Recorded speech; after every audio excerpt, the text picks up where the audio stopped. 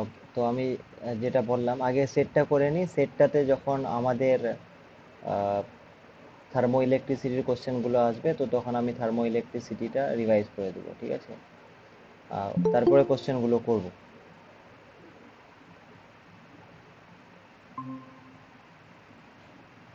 ওকে, thermo ইলেকট্রিসিটিটা revise করে দিয়ে ওখানে কোশ্চেনগুলো করব, তো ওই হিসেবে ওইভাবে থার্মো ইলেকট্রিসিটিটা রিভাইজ হয়ে যাবে। আর প্র্যাকটিস এই সেটটা শেষ হয়ে গেলে তারপরে আমরা মেকানিক্সটা আর কি শুরু করব। মানে এগুলো সব এখন চেষ্টা করব সব বলে দেওয়ার, ঠিক আছে? মানে ক্লাসটা তাহলে বুঝতেই পারছো লেন্দি হতে চলেছে। মাঝখানে একটু তাহলে ব্রেক দিয়ে দেবো 5-10 মিনিটের, কিছু খাওয়া দাওয়া করে নেবে তাহলে। ওকে। স্যার মেকানিক্স থেকে সব কোশ্চেন অ্যাটেন্ড করা খুব চাপের, কিন্তু এই পোর্শন গুলো স্যার আপনি যেগুলো বলছেন, তাপতড়িৎ ক্রিয়া, তারপরে আপনার আলো শব্দ, এগুলো স্যার বেশ অল্প পড়েও নাম্বার তোলা যায়। হ্যাঁ, তো ওটা তো ভালো এখন আমি ছোটখাটো।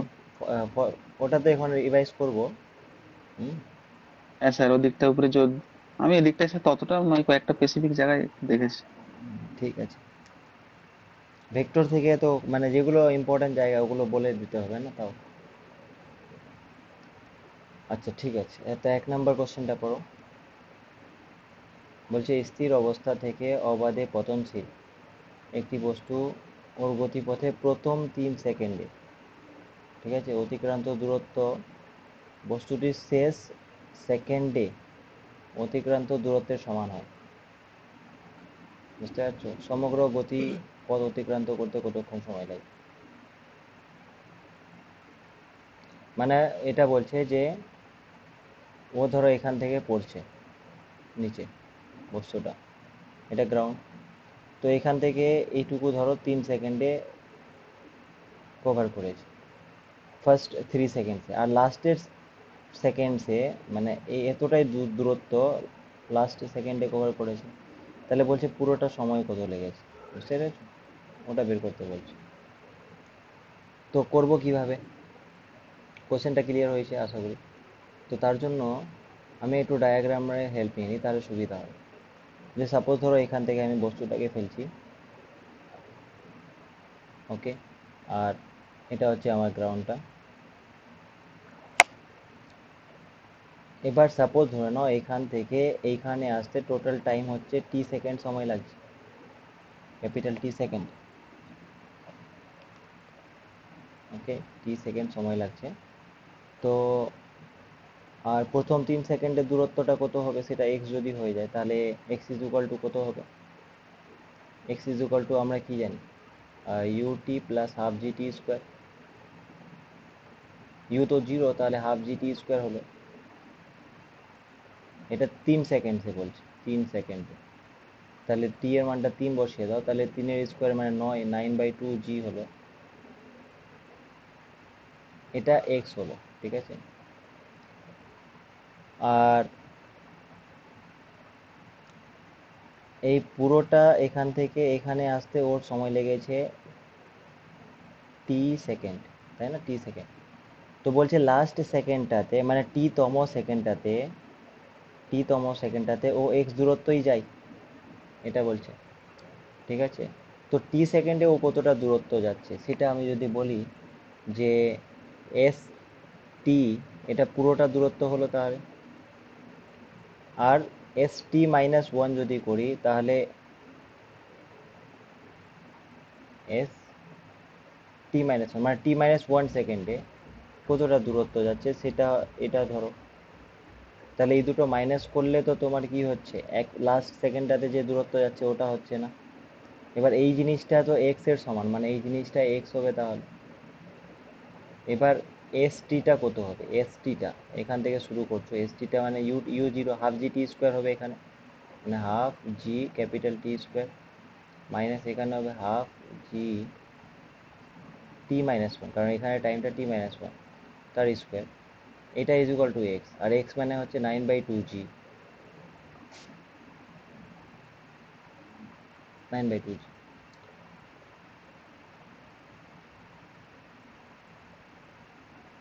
ওকে।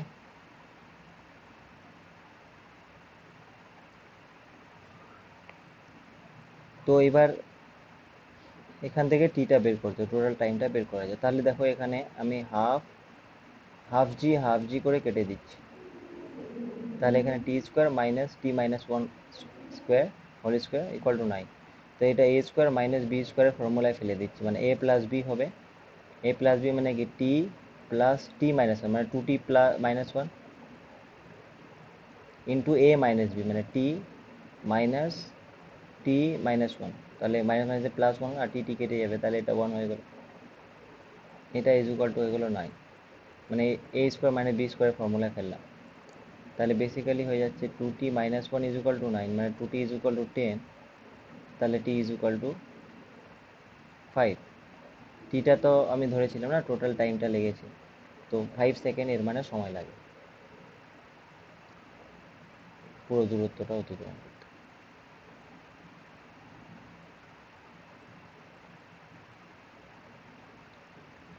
আচ্ছা, এরপরে এই কোশ্চেনটা দেখো, একটি কণার বেগ সময় লেখচিত্রটা দেওয়া আছে, ত্বরণ বের করতে বলছে। এটা তো ইজি আছে, है ना। ভেলোসিটি টাইম গ্রাফ দেওয়া আছে, অ্যাসেলারেশনটা বের করতে হবে।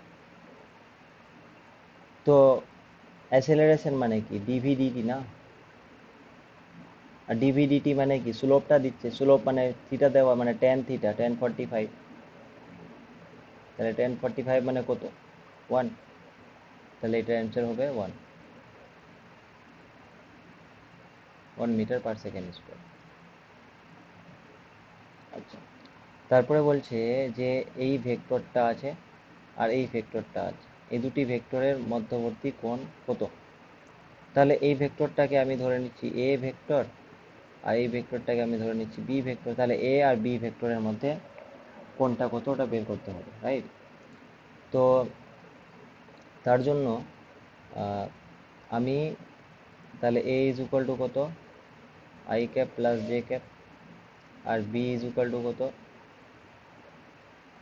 I cap minus k cap, i cap minus k cap আর i cap plus j cap. তাহলে আমি এ ডট বি করবো, তো তাহলে এ ডট বি মানে a b cos theta, mod of a আর মড অফ বি তার অ্যাঙ্গেলটা হচ্ছে কস থিটা।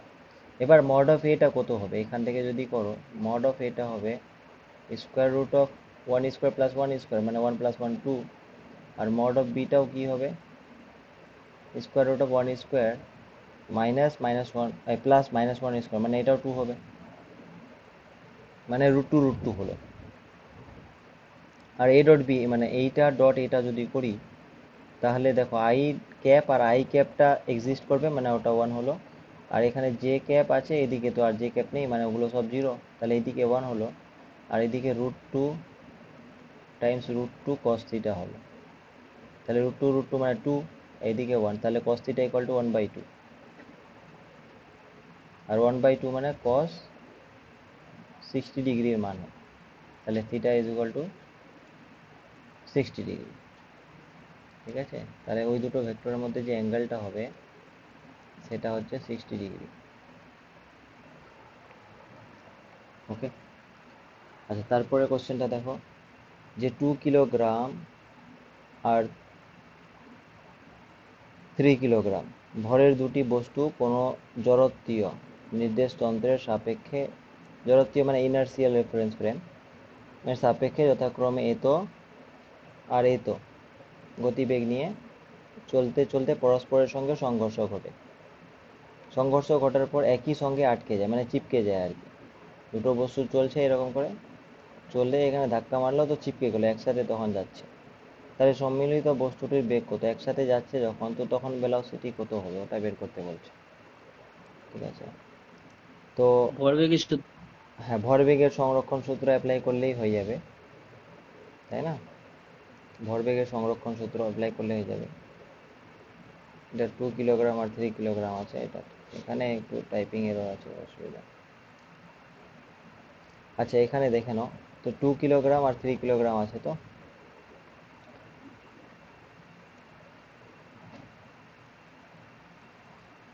তাহলে আমরা কি লিখবো, m1 v1 vector plus m2 v2 vector is equal two কি হবে, চিপকে গেছে মানে টোটাল মাসটা অ্যাড হয়ে যাবে। এখন টোটাল মাস হচ্ছে এটা, আর রেজাল্টেন্ট ভেলোসিটিটা ধরো নাও ভি, এই জিনিসটা m1টা কত 2 কিলোগ্রাম, আর v1টা কত 3i cap plus 4j cap.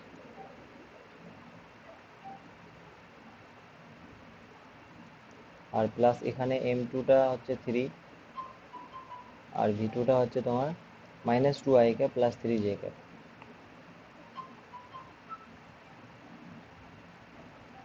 আর m1 প্লাস m2 মানে 2 প্লাস 3, আর ভিটা আমি জানি না, তাহলে এটা করো 2 3 যা 6i ক্যাপ, আর এখানে 3 2 যা 6, কিন্তু মাইনাস আছে তো এটা আর এইটা কেটে গেল, তাহলে তাহলে 2 এখানে 2 4 যা 8 জে ক্যাপ, আর এখানে 3 3 যা 9 মানে 8, 8 plus 9 17, 17 J cap is equal two 5 V vector. তাহলে ভি ভেক্টরটা কি হলো 17/5 জে ক্যাপ। তাহলে মডটা কি হবে, মডটা ওটাই হবে 17/5, কারণ একটা ইউনিট ভেক্টর আছে, তাহলে মডটাও 17/5 হবে। এ তো মিটার পার সেকেন্ড।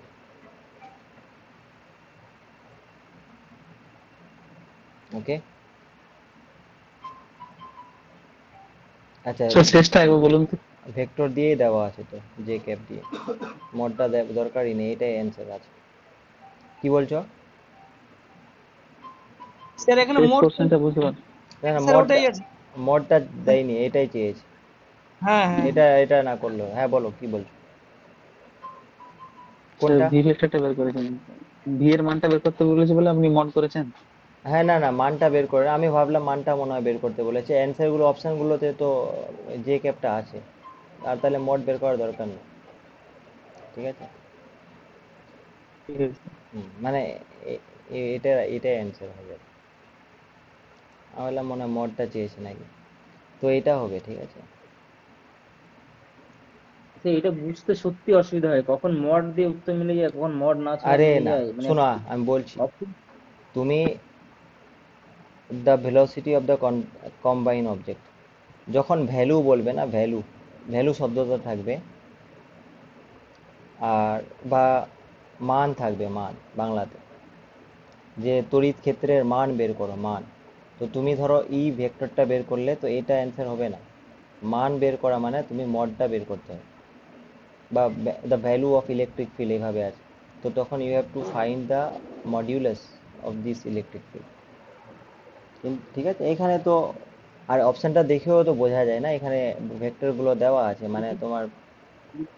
অপশন দেখেই তখন বের করি স্যার, যখন হ্যাঁ দেখতেছি মিলছে না তখন মড বের করি, যদি দেখি মিলে গেছে ব্যাস হয়ে গেছে। সেদিন একটা হ্যাঁ অঙ্ক ওরকম ওরকম হয়েছিল, মড ছাড়া মিলে গেছিল আর ওটা টুক্কা দিয়ে দিয়েছিলাম, পাঁচ পাঁচ আসনে একটা উত্তর, হ্যাঁ ঠিক আছে, ঠিক তো কোনো একটা ওটা মিলে ভালো গেছিল। ব্যাপার, কিন্তু মেন মেন কনসেপ্টটা হচ্ছে যে তোমার যদি মান বের করতে হলে, মান মানে মডিউলাসটা। ঠিক আছে, তো এখানেও, এখানে যদি আমরা পড়ি ভালো করে, সম্মিলিত বস্তুটির গতিবেগ হবে, তো গতিবেগ গতিবেগের মান এরকম তো বলেনি, গতিবেগ হবে, তো এটা এই সেন্সটাকে বোঝাচ্ছে আর কি, যে ভেক্টরটা জিজ্ঞেস করছে আর কি।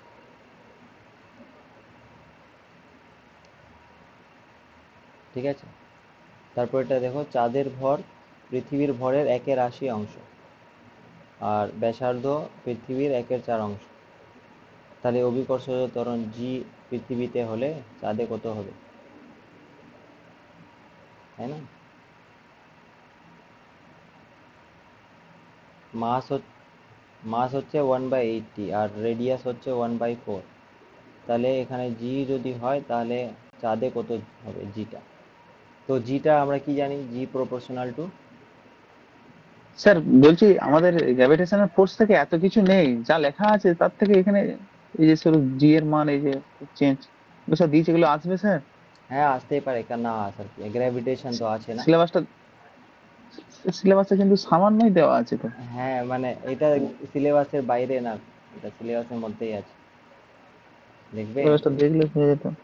সিলেবাসটা দেখুন দেখাবো, স্যার আপনি। দেখো হ্যাঁ স্যার একটু দেখান। গ্র্যাভিটেশনটা কোথায় দেখো, গ্র্যাভিটেশন এটা স্যার নিচের দিকে। এই যে statement mathematical relation, constant of gravitation, তারপরে আর কি ম্যাথমেটিক্যাল রিলেশন বলে দিয়েছে, মানে আর কি চাচ্ছ তুমি? হ্যাঁ, তো স্যার কোশ্চেনটা এটা দিতে কিসের পারে। জন্য বলেছেন? নিউটনস ল, ইউনিভার্স, গ্র্যাভিটেশন হ্যাঁ, স্টেটমেন্ট? নিউটনস ল। স্যার এটা নিউটনের হ্যাঁ, নিউটনস শুধু ল। স্যার ওই যে এফ সমান জি এম, ওই শুধু ওই ইকুয়েশনটাই তো বলেছে, আর কিছু কি বলেছে?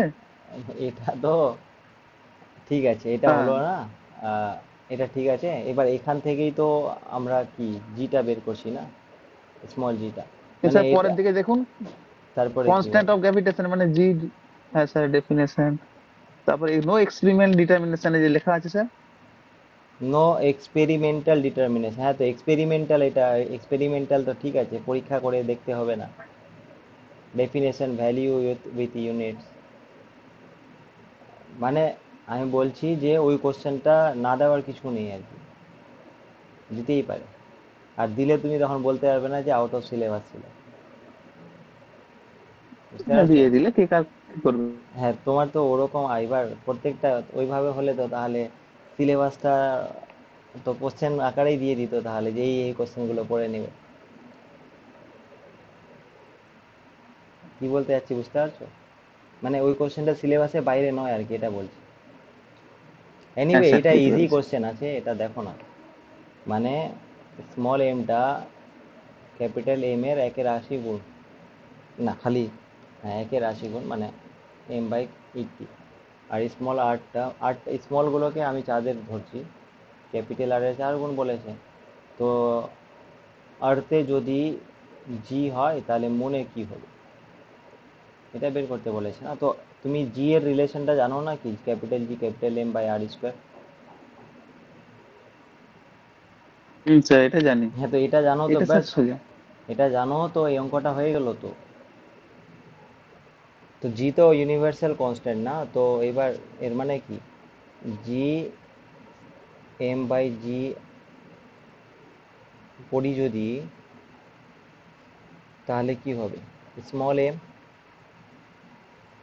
বাই স্মল আর স্কোয়ার, আর এখানে capital r square by capital m, তাই না? তাহলে small m by capital m মানে কত, স্মল 1/80, এটা মানে small m by capital m মানে 1/80। আর capital r by small r মানে 4, তাহলে 4 তার স্কোয়ার আছে, তাহলে এটা 16 আর নিচে 80, তাহলে কত হচ্ছে 16 5 যা, তাহলে 1/5। তাহলে জিএমটা জি/5 হয়ে যাবে। মনে আর্থে যা গ্র্যাভিটি আছে ওখানে তার 5/1 হবে। এই রিলেশনটা তো জানো তো, এই অঙ্কটা করে নিতে হবে। স্যার এটা সোজা আছে। হ্যাঁ, মানে ওটা গ্র্যাভিটিরই পার্ট আসলে, কোনোই নেই। আমরা কেপলারে লেখা নেই, কেপলারে যাচ্ছি না অত কিছু, হ্যাঁ। তো কেপলার থেকে দিবে না মনে হয়, এটা হচ্ছে। এই যে এটা বলে একটি সম্পূর্ণ দৃঢ় বস্তু, পারফেক্ট রিজিড বডি ক্ষেত্রে ইয়ং গুণাঙ্ক, ইয়ং মডিউলাসের ভ্যালুটা কত? দ্য ভ্যালু অফ ইয়ং এটা modulus of A completely rigid perfect rigid body কত হবে? শূন্য পার- অথবা এক। অসীম হবে স্যার। কেউ বলছে শূন্য, মানে পারফেক্ট হলেই শূন্যই হবে নাকি, মানে আদর্শ হলেই শূন্য হয় এরকম? না স্যার। এই দেখো আমি বল, রিজিড তো বাড়বে না। হ্যাঁ তো তুমি আগে বলো ইয়ং গুণাঙ্ক মানে কি। ইয়ং গুণাঙ্ক মানে বিকৃতি বাই পীড়ন। পীড়ন বাই বিকৃতি। হ্যাঁ হ্যাঁ, পীড়ন বিকৃতি। তাহলে পারফেক্ট তাহলে এখানে রিজিড, তো তুমি আমাকে বলো যদি পারফেক্ট রিজিড বডি হয় তাহলে বিকৃতি হবে কি, যতই বল অ্যাপ্লাই করো? বিকৃতি হবে না। তো নিচে জিরো না? ক্ষেত্রে তো অসীম হ্যাঁ, আসবে। হ্যাঁ, তো অসীম হবে না? দৃঢ় বস্তুর ক্ষেত্রে অসীম হবে, এটা না স্যার? না না, ওকে বুঝাচ্ছি আমি যে নিচে যেহেতু জিরো তো অসীম হবে, শূন্য কেন হবে? হ্যাঁ। বুঝতে পেরেছো? আর আমি শূন্য বললাম এই জন্য যে ওখানে বাড়বে না জন্য তো, বাড়ছে না জন্য তো শূন্য, সেই জন্য আরে বললাম। তো ওটা নিচে আছে না, বাড়ছে না মানে জিরো, তো ওটা নিচে আছে তো, সামথিং বাই নিচে। হ্যাঁ, সামথিং বাই জিরো মানে ঠিক। সামথিং বাই জিরো মানে আনডিফাইন না, তো ইনফাইনাইট হবে ওটা। একটু ভাবলেই মনোযোগ দিয়ে ভাবলেই হয়ে যেত। হ্যাঁ, তো সামথিং মনোযোগটা বেসিক। তো পরীক্ষার বাইরে ভাবলে, পরীক্ষার বাইরে ভাবছো না তো পরীক্ষায় আরো ভাববে মনোযোগ দিয়ে। হ্যাঁ, একটু করে দেখবে এগুলো লিখে লিখে। ওকে। আচ্ছা, এরপরে ঠিক আছে স্যার। তারপরটা দেখো। আর ব্যাসার্ধের স্মল এন সংখ্যক বৃষ্টিকণা ভি সীমান্ত বেগে পড়ার সময় একসঙ্গে জুড়ে একটি বড় বৃষ্টিকণায় পরিণত হলো।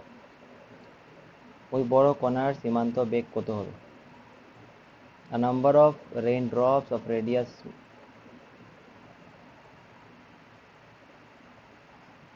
r fall together at a velocity, boundary velocity na, terminal velocity v, and become one large raindrop. The boundary velocity, terminal data of that large particle will be কত হবে? তাহলে কিভাবে করবে? দেখো, এরকম ছোট ছোট অনেকগুলো বৃষ্টিকণা নিচে নামছে, ঠিক আছে, এরকম করে নামছে। এবার সবগুলোর টার্মিনাল ভেলোসিটি, যেটা বিরাম গতি না কি বলে, বিরাম না, তো ওইটার হচ্ছে ভি বলে দিচ্ছে প্রত্যেকটা, ঠিক আছে। এবার ওরা নিচে আসার সময় কি হয়েছে, মিলে গেছে, সবগুলো মিলে একটা বড় কণা হয়ে গেল। তাহলে এর বিরাম গতিটা কত হবে? এটা ভি প্রাইম বলছি, তো ওটা কত হবে? তো এটার জন্য আমাদের যেটা মনে রাখতে হবে যে একটা রিলেশন আমি এর আগের দিন করেছিলাম না, এই ভিসকোসিটি রিলেশনটা। তো ওখানে টার্মিনাল ভেলোসিটি যেটা আছে সেটা প্রপোর্শনাল টু আর স্কোয়ার আছে, এটা মনে রাখতে হবে, ঠিক আছে। ওকে। তাহলে ভি প্রাইম, এটা ধরো ক্যাপিটাল আর হলো রেডিয়াসটা, তাহলে ভি প্রাইম বাই ভি যদি করি তাহলে capital r by small r তার স্কোয়ার হবে। এবার পয়েন্ট হচ্ছে যে ক্যাপিটাল আর স্মল আর এর মধ্যে রিলেশনটা বের করব কিভাবে, তো ভলিউমের কনসেপ্টটা দিই, যে এর সবগুলোর যে আয়তন হবে মিলে বড়টার আয়তন সেম হবে। তাহলে বড়টার আয়তন কত? 4/3 পাই ক্যাপিটাল আর কিউ। আর একটা স্মলের কত আয়তন? 4/3 পাই স্মল আর। এরকম কটা আছে? এনটা আছে। তো এনটা আছে, তো এন দিয়ে গুণ করে দিলাম। 4/3 পাই কাটো, 4/3 পাই কাটো, তাহলে আর বাই স্মল আর কিউব মানে হচ্ছে এন। তাহলে আর বাই স্মল আর মানে হচ্ছে এন টু দি পাওয়ার 1/3। তাহলে এখানে কত হবে? আর বাই স্মল আর মানে এন টু দি পাওয়ার 1/3, আর 2 আছে তাহলে 2/3 হলো। তাহলে v prime is equal two N to the power 2/3 Times V, এটা হচ্ছে, ঠিক আছে। দেখো, এইটা তোমরা একটা থাম্ব রুল হিসেবে মনে রাখতে পারো। যেমন সাপোজ বলে দিল যে 10টা বৃষ্টিকণা আছে, 10টা, হ্যাঁ, যার ব্যাসার্ধ হচ্ছে এত কোণে, মানে এই বৃষ্টিকণাগুলো মিলে একটা বড় বৃষ্টিকণা তৈরি করলো, তাহলে ওর টার্মিনাল ভেলোসিটি কত হবে? তাহলে সেটা বের করতে পারবে ইজিলি। বা 8টা বলে দিল, 8টা, তাহলে 8 বসিয়ে দাও এনের জায়গায় খালি, তাহলে 8 to the power 2/3 Times V, তাহলে মানে 2 টু দি পাওয়ার কিউব মানে 2 টু দি পাওয়ার 4 মানে 4 টাইমস ভি হবে। তো এটা এন দিয়ে যখন থাকে না, ওটাকে থাম্ব রুল হিসেবে ইউজ করা যেতে পারে, ফর্মুলা হিসেবে আর কি। তো এটা যদি কোশ্চেনটাই মনে রাখো, তাও তুমি এই ধরনের অন্য কোশ্চেন, না হলে এটা মনে থাকলে কি হবে, এই ধরনের কোশ্চেনগুলো ডাইরেক্ট করতে পারবে অ্যান্সার। আর না হলে বের করতে হবে, বের করতে গেলে তখন সময় লাগবে। বুঝতে পেরেছো? স্যার একবার আর বলুন তো। তুমি কোশ্চেনটা আগে দেখে নাও,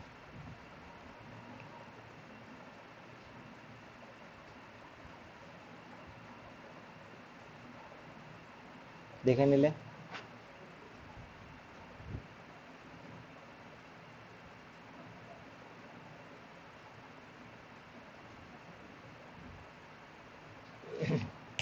আচ্ছা, এবার দেখো, মানে এরকম ছোট ছোট জলকণাগুলো যার ব্যাসার্ধ স্মল আর, ওগুলো মিলে বড় জলকণা পরিণত হয়েছে যার ব্যাসার্ধ ক্যাপিটাল আর। এর টার্মিনাল ভেলোসিটি ভি হলে এর টার্মিনাল ভেলোসিটি কত হবে? তো এইটা জিনিসটা তোমাকে জানতে হয় যে টার্মিনাল ভেলোসিটিটা ব্যাসার্ধের বর্গের সাথে সমানুপাতিক হয়, ঠিক আছে। এবার তাহলে ভি প্রাইম বাই ভি করলে ক্যাপিটাল আর না, তো r by capital r by small r তার হোল স্কয়ার। এবার পয়েন্ট হচ্ছে এদের মধ্যে রিলেশনটা বের করা। তো কিভাবে করব, তার জন্য আমি করলাম কি, এর সবগুলো মিলে যা আয়তন হবে, এই বৃষ্টি কণাটার আয়তন সেমই হবে, কারণ এগুলো মিলেই তো এটা তৈরি হয়েছে। ভলিউমটা সমান করতে হবে। তাহলে এটা ক্যাপিটাল আর মানে আয়তন এটা, আর একটা স্মলের এটা আয়তন এনটা আছে, তো এন দিয়ে গুণ করে দিলাম, টোটাল আয়তনটা বের করা যায়। আর বাই আর এর রিলেশনটা এটা আসলো, তাহলে বসিয়ে দিলাম, এখানে 2 আছে, তাহলে 2/3 হয়ে গেল। তাহলে v prime is equal two 2n⁴ Times V, এটা হলো।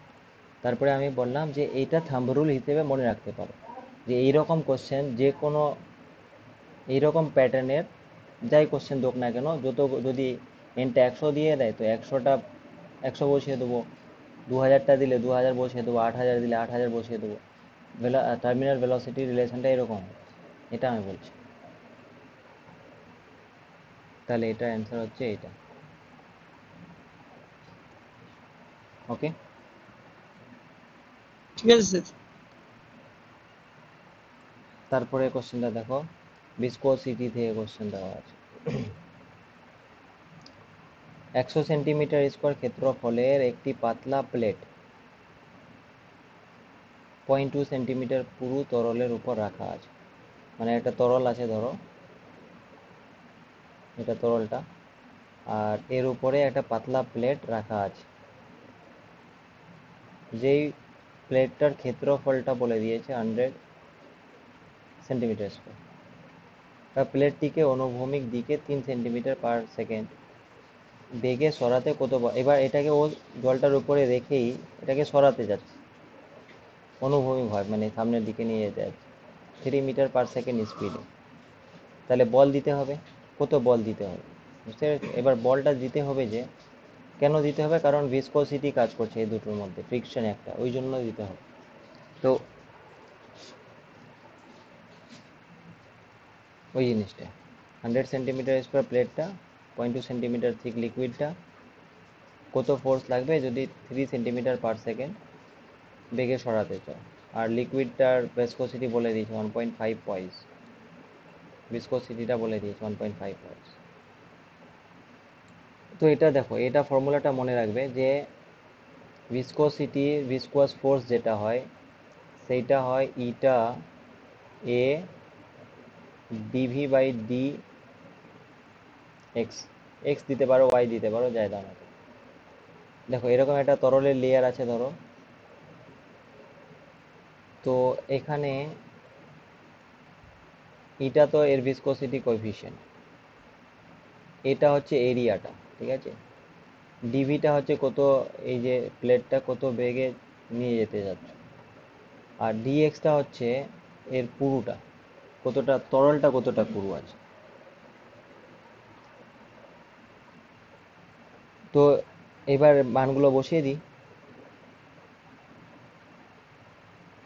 দেখো অ্যান্সারটা তোমার আছে নিউটনে, মানে এসআইতে। এগুলো সবগুলো সিজিএসে দেওয়া আছে, তো আমি সিজিএসেই বসাচ্ছি। তো সিজিএসে পাবো, তারপরে নিউটনে কনভার্ট করে দেবো। এটা 100 সেন্টিমিটার স্কোয়ার আছে, ইটাটা হচ্ছে তোমার 1.5 আছে, ডিভিটা তো বললাম 3 সেন্টিমিটার পার সেকেন্ড, আর এটা হচ্ছে 0.2 সেন্টিমিটার, 0.2 সেন্টিমিটার। তো এই পয়েন্টটা তুলে দাও, তাহলে এখানে হলো 3×45, 4500/2, মানে 2250, ঠিক আছে, 2250। এটা ডাইনে আসবে, সিজিএসে সবগুলো বসিয়েছো। তাহলে তোমার ফোর্সটা নিউটনে করলে 1 নিউটন মানে 10⁵ ডাই, তাহলে ডাইন থেকে নিউটনে গেলে 10⁻⁵ দিয়ে গুণ।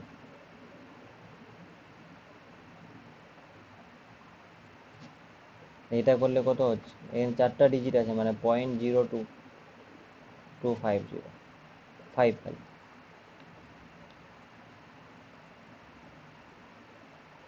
0.0225 নিউটন অ্যান্সার। ঠিক আছে,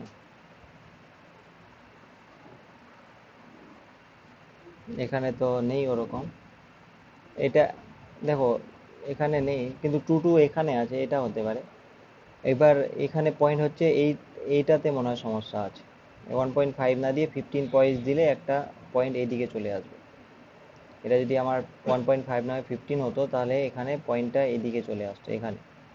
বাট আমরা কি করব, আমাদের 0.0225 আসছে, তো এটাকে আমরা 0.0225 করবো নিউটন। ঠিক আছে, 0.0225। ডাটা ওরকম দিয়েছে তো ওরকমই। ওকে, আচ্ছা তারপরে এই কোশ্চেনটা দেখো, পি ভার্সেস ভি তোমার গ্রাফটা দেওয়া আছে, কৃতকার্য কত হবে বলছে, ওয়ার্ক ডান।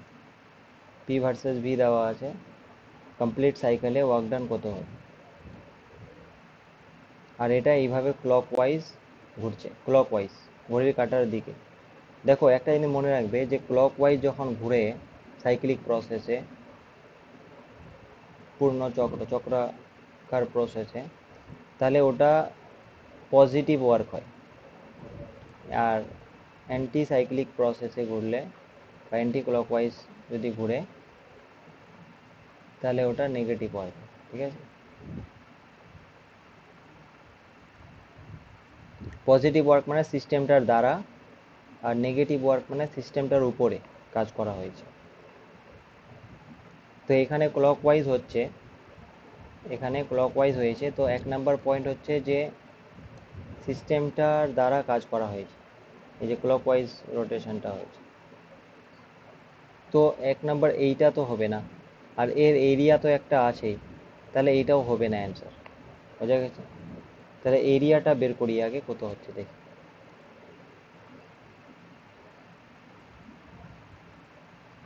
তো এরিয়াটা কত হবে, এরিয়া মানে এইটুকুর area, half into base into height না, তাহলে হাফ ইন্টু এসি, এসি মানে 8 - 2 করো 6, আর হাইট মানে বিসি মানে 6 - 2 করো 4। এটা 10⁻³ অর্ডারে আছে, মানে তুমি 10⁻³ দিয়ে গুণ করো 6টাকে, আর এটা 10⁵ দিয়ে, তাহলে এইদিকে 10⁵ দিয়ে গুণ করো, তাহলে 2 দিয়ে কাটো, 6 × 2 = 12, আর এখানে 10⁻³ 10⁻+5, তাহলে 10⁻², মানে হচ্ছে 1200। ঠিক আছে, তো 1200 জুল হবে, কিন্তু কোথাও অপশানেই নেই 1200 জুল। ঠিক আছে, কিন্তু একটা আমরা ক্লিয়ার হয়েছি যে সি তো হবে না, শূন্য তো হবে না, আর মাইনাসও হবে না। আর এটা 2000, এটা 1000, তো কোনটা দিব? যদি টিকো মারতে হয় পরীক্ষায় এরকম দিয়ে দেয়, তাহলে আমরা 1000টা দিব, 1200-র কাছাকাছি যেটা, 1200-র কাছাকাছি যেটা। বোঝা গেছে? মানে ধরো এরকম হয়েছে পরীক্ষায় কোশ্চেন, মিল ভুলভাল দিতেই পারে, অনেক সময় দিয়ে দেয়, তো তখন এটা দেখতে হবে।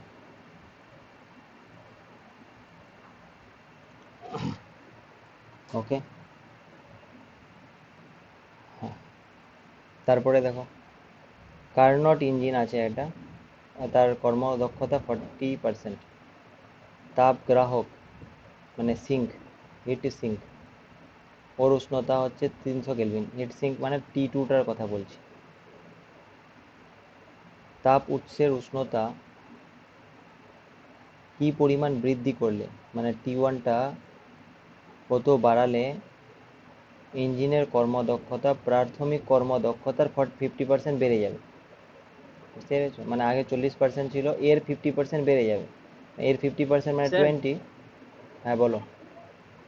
ওই 8 নম্বর কোশ্চেনটা আমাদের ভুলটা হয়েছে স্যার, ওই ক্ষেত্রফলে বসানোর জায়গায়। কোথায় বলো? 8 নম্বরটা 8। হ্যাঁ কোথায় বলো, তো বলো কোথায় ভুল হয়েছে ক্ষেত্রফল। আমরা বোধহয় ক্ষেত্রফল আমি বললাম তো, আমি ক্ষেত্রফল বোধহয় 2বার বসানো হয়েছে আমাদের। আমার তো কোথায় বি উত্তর আসলো। বি উত্তর আসছে?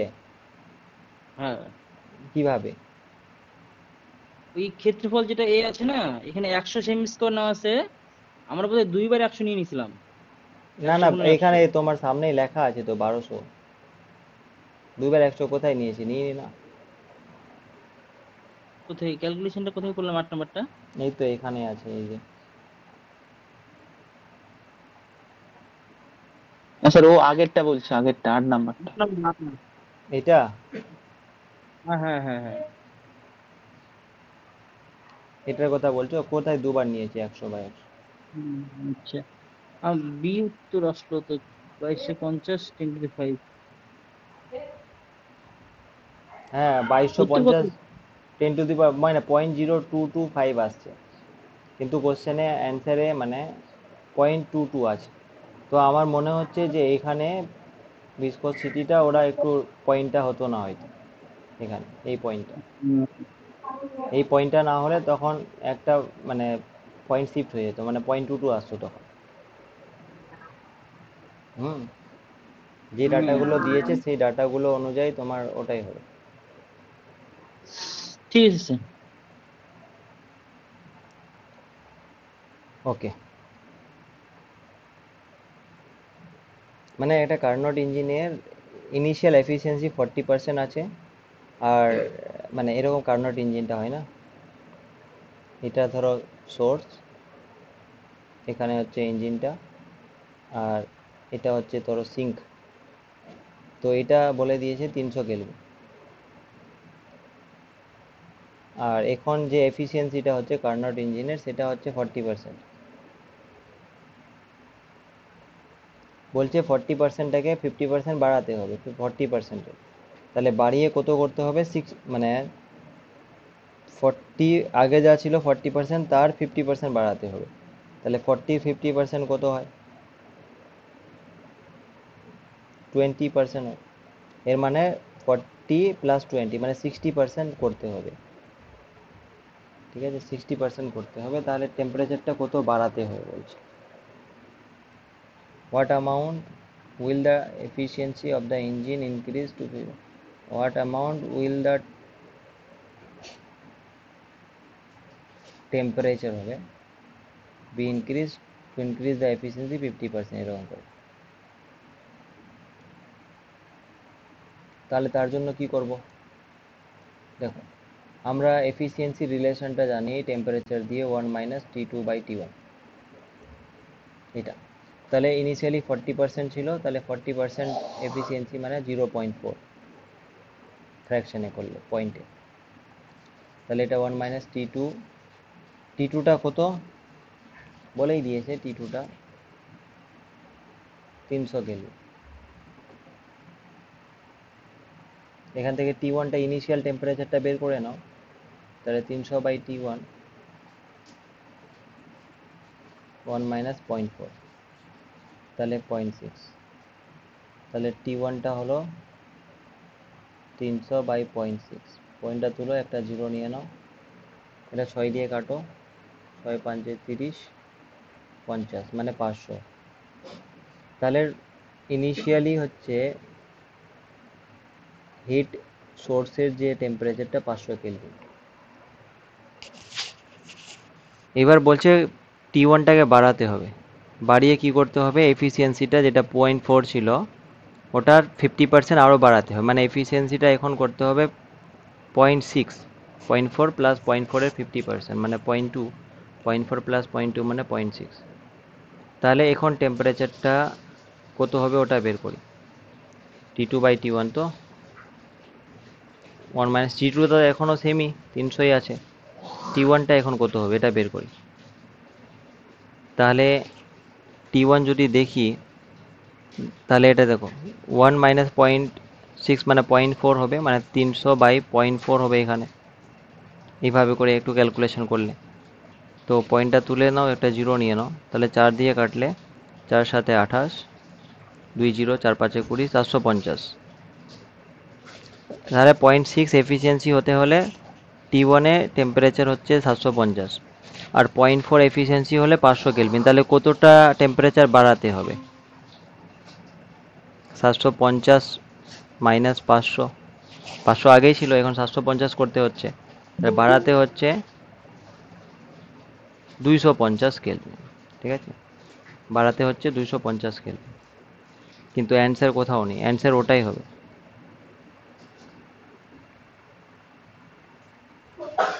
তো রেহানা চলে আসছে। স্যার বসে আজকে তো ক্লাস এটা স্যার ঠিকই ছিল। হ্যাঁ, আমার তো মানে মনে ছিল না? মনে ছিল না স্যার। ও, ঠিক আছে, তুমি মিস করোনি কিছু, এগুলো তুমি করে নিয়েছো। প্র্যাকটিসে 10। হুম, হ্যাঁ স্যার এখানে হ্যাঁ নয়টা ভুল আছে মানে -50 এটা 250 কেলভিন আসছে, হ্যাঁ, ওটাই অ্যান্সার। হ্যাঁ স্যার কয়েকটা আমার দাগ দেওয়া আছে ওই জন্য। এটা sir 250 happy kelvin. Teachers day sir. হ্যাঁ, স্যার হ্যাপি টিচার্স ডে। ও, থ্যাংক ইউ, থ্যাংক ইউ। ভালো করে পরীক্ষা দাও, আমাকেও তো বলতে হবে হ্যাপি টিচার্স ডে, তোমরা তো টিচার স্যার হতে চলেছো। সেই দেখাই যাক স্যার কি হয়। হ্যাঁ, ভালো হবে ইনশাল্লাহ। আচ্ছা, সেটাই এটা জানি হলো। না স্যার। হুম, আচ্ছা, এটা 250 কেলভিন হবে, হ্যাঁ, এগুলো কোনোটা নেই।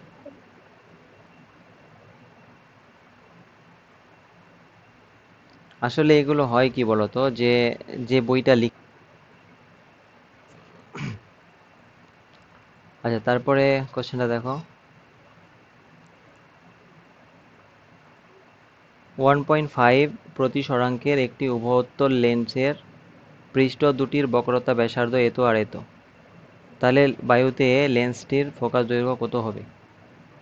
ঠিক আছে, the radius of curvature of two surfaces of a biconvex lens of refractive index this আর this and this, the focal length of the lens. দেখো এই কোশ্চেনটা করতে হবে লেন্স মেকার ফর্মুলা ইউজ করে। লেন্স মেকার ফর্মুলাটা মুখস্থ করে নাও এখনই, ঠিক আছে, লেন্স মেকার ফর্মুলা। হ্যাঁ lens, sir 1/x hmm, - 1 into 1/r1 - 1/r2। হ্যাঁ, 1 μ2 -1, তাই তো, মানে এক নম্বরের রেসপেক্টে এখানে এয়ার আছে, তাহলে মিউ করলেই হবে 1/r1 - 1/r2। আর1 আর2 গুলো কি কি, ধরো একটা লেন্স আছে, তো তো লেন্সের এর যে বক্রতা ব্যাসার্ধটা ওটা হচ্ছে আর1, আর এটা হবে আর2। তো এবার দেখো লাইট ধরো এইভাবে পড়ছে, এখানে আমি তাহলে লাইটের কনভেনশনটাও রিভাইজ করে দিচ্ছি, যে লাইটের কনভেনশনটা কি। তো লাইট যেদিকে যায়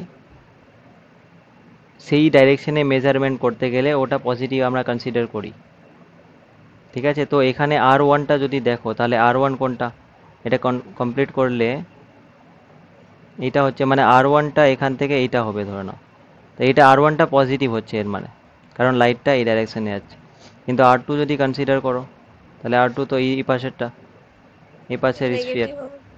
হ্যাঁ, তাহলে আর2টা এখান থেকে এখানে তুমি মেজার করবে, এর মানে আর2টা হয়ে যাচ্ছে নেগেটিভ, ঠিক আছে। আর মিউটা বলে দিয়েছে 1.5 এখানে, তাহলে 1.5 -1, 1/r1টা কত বলেছে, 10 আর 15, তো তাহলে আর1টা 10 হলো 1/10, মাইনাস 1/r2টা নেগেটিভ হবে, -15, তাহলে নেগেটিভ নেগেটিভে পজিটিভ হয়ে গেল। আর এটা 0.5 হলো, আর এটা এলসিএম করলে কত হবে, 15 ইন্টু 15 + 10 মানে 25, 25/10 ইন্টু 15, ঠিক আছে, 5 দিয়ে কেটে দাও, তাহলে এফ ইজ ইকুয়াল টু কত হলো, 6/0.5, 0.5 মানে 1/2 মানে 2, 6 ইন্টু 2 মানে 12, ঠিক আছে, তাহলে 12 ইউনিট।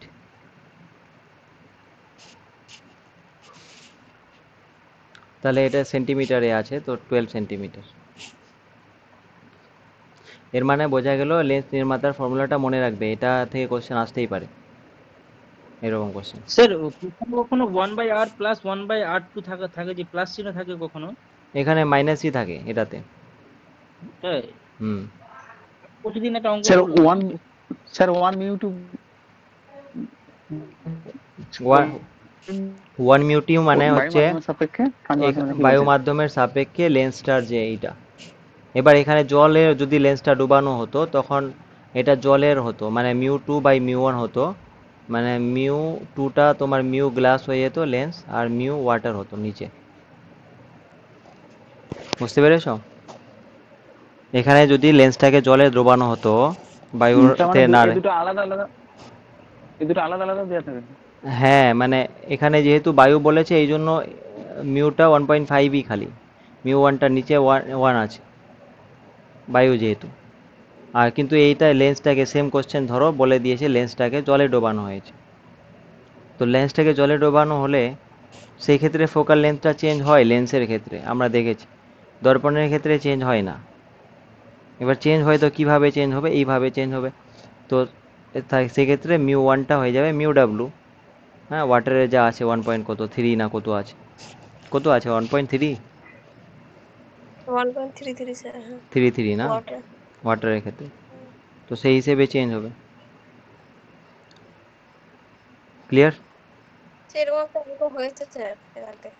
হ্যাঁ হয়েছে তো, মানে এরকম মোটামুটি সবই আচ্ছা, হয়েছে আমার। আচ্ছা তারপরে দেখো, ইয়ং ডবল স্লিট থেকে দিয়েছে। ইয়ং ডবল স্লিট, ইয়ং এর দ্বিরেখাছিদ্র পরীক্ষায় রেখাছিদ্র দুটির মধ্যে ব্যবধান হচ্ছে 0.5 মিলিমিটার, মানে কি? মানে হচ্ছে স্মল ডি। স্মল ডিটা। স্মল ডির ভ্যালুটা। হুম, এটা আমি একটু রিক্যাপ করে দিই, তাহলে আর এরপরে যখন রিভিশন করব তখন আর এটা বলবো না। তো শুনে নাও, এখানে এটা হচ্ছে স্মল ডি, আর এখান থেকে পর্দার যে দূরত্বটা এটা ক্যাপিটাল ডি ধরা হয়, তাই তো? তো এবার এখানে লাইটগুলো এখানে এসে পড়ে, ডিফ্র্যাক্ট হয়ে এখানে পড়ে ইন্টারফিয়ার প্যাটার্ন দেয়। তো এখান থেকে এনতম ব্রাইট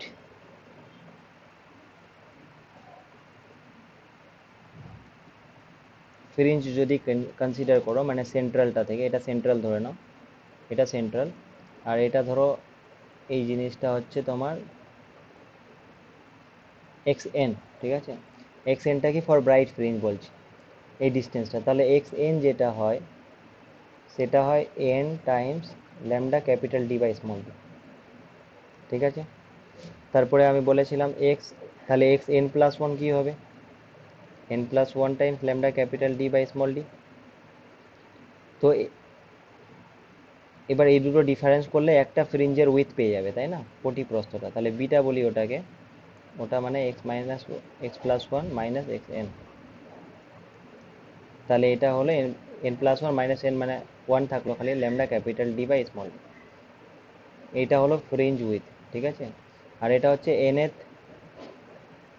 ব্রাইট ফ্রিঞ্জটা কত দূরত্বে আছে সেন্ট্রাল ফ্রিঞ্জ থেকে, ওই জিনিসটা। এটা একটা ফর্মুলা হলো। আর একটা ফর্মুলা হয় যে যদি তুমি এবার একটা টি থিকনেসের কাচ ট্রান্সপ্যারেন্ট গ্লাস ইন্ট্রোডিউস করো, তাহলে এই ফ্রিজটা যেটা এখানে ছিল সেটা শিফট হয়ে যাবে একটু সামনের দিকে।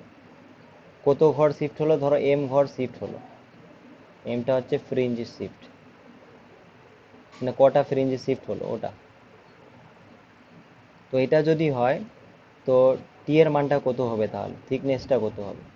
তাহলে টিটা হবে m lambda by mu minus one. মিউটা কি? মিউটা হচ্ছে এরই রিফ্র্যাক্টিভ ইন্ডেক্স, যে গ্লাসটা ইন্ট্রোডিউস করিয়েছে। ল্যামডাটা তো ওয়েভ লেন্থ, বুঝতে পারছো, আর এমটা হচ্ছে এটা ফ্রিঞ্জ শিফট। তো এই ফর্মুলাটাও একটু মনে রাখতে হবে। এখান থেকে আমার মনে হয় এগুলো জানলেই যথেষ্ট আছে। আর তাহলে এই কোশ্চেনটা দেখো, পর্দায় গঠিত ব্যতিচার নকশায় কেন্দ্রীয় উজ্জ্বল পটি থেকে 12 মিলিমিটার দূরে দশম উজ্জ্বল পটি গঠিত হয়, মানে কি? মানে হচ্ছে এক্স টেনটা বলে দিয়েছে, মানে 10 lambda capital D by small d. এটা এক্স টেনটা বলে দিয়েছে 12 মিলিমিটার, ঠিক আছে? 12 মিলিমিটার। রেখাছিদ্র থেকে পর্দার দূরত্ব 1 মিটার, মানে ক্যাপিটাল ডিটা 1 মিটার। তাহলে তরঙ্গ দৈর্ঘ্য ল্যামডাটা কত হবে? আর এটা 0.5। তাহলে দেখো কোথায়? এখানে তো, হ্যাঁ।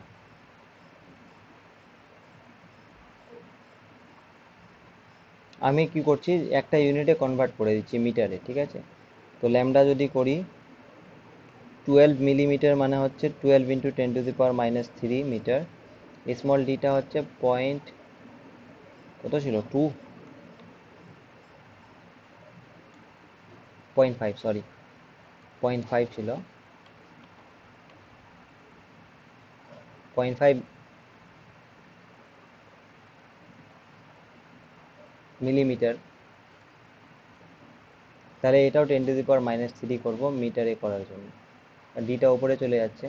আর এইটা 1 মিটার আছে ক্যাপিটাল ডিটা, তো নিচে আনো তো 1ই হলো। আর এই 10টা তো 10 হবে, এই জিনিসটা, এটা পুরোটা মিটারে আসলো। কিন্তু অপশানগুলো যদি দেখো তাহলে ন্যানোমিটারে আছে। তো 1 মিটার মানে কত ন্যানোমিটার? 10⁹ তাহলে 10⁹ দিয়ে গুণ করে দাও। তাহলে এখানে দেখো 3 আর 3 6 হলো। তাহলে 6 এখানে, তাহলে 3 বাঁচলো মানে 1000, ঠিক আছে? 1000-এর মধ্যে একটা 0 5কে ইসের জন্য হয়ে গেল, আর একটা 0 এখানে কেটে গেল। তাহলে এখান থেকে 10ই বাঁচলো খালি। ওকে, তাহলে এখানে 12 5 যা 60 আর 10 মানে 600 ন্যানোমিটার।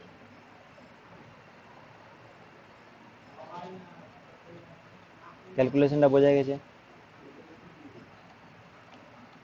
তাহলে এখানে হয়ে যাচ্ছে 600 ন্যানোমিটার। স্যার মিটার থেকে ন্যানোমিটার 10⁻⁹ না 10⁻⁹ ছিল? 10⁹ 10⁹ করেছি তো। আচ্ছা ঠিক আছে, আমি -9 করেছি তো উত্তর মেনে না, নিচ্ছি। ন্যানো থেকে মিটারে গেলে মাইনাস করতে হবে, ছোট থেকে বড়। আমরা বড় থেকে ছোট যাচ্ছি না, তো প্লাসটা। ঠিক আছে। তারপরে দেখো, একটি কণার সরল দোলগতির সমীকরণটা এটা দেওয়া আছে, ঠিক আছে? তো পর্যায়কাল টাইম পিরিয়ডটা কত হবে? এটা মিটার আর সেকেন্ডে মানে এসআইতে। এটা d2x 3 dt2 plus 27x equal to 0. The equation of linear motion of a particle কি যে লিখেছে, the period of the particle will be কি হবে টাইম পিরিয়ড, সরল দোলগতি। ও ট্রান্সলেট করতে পারে না ঠিকঠাক।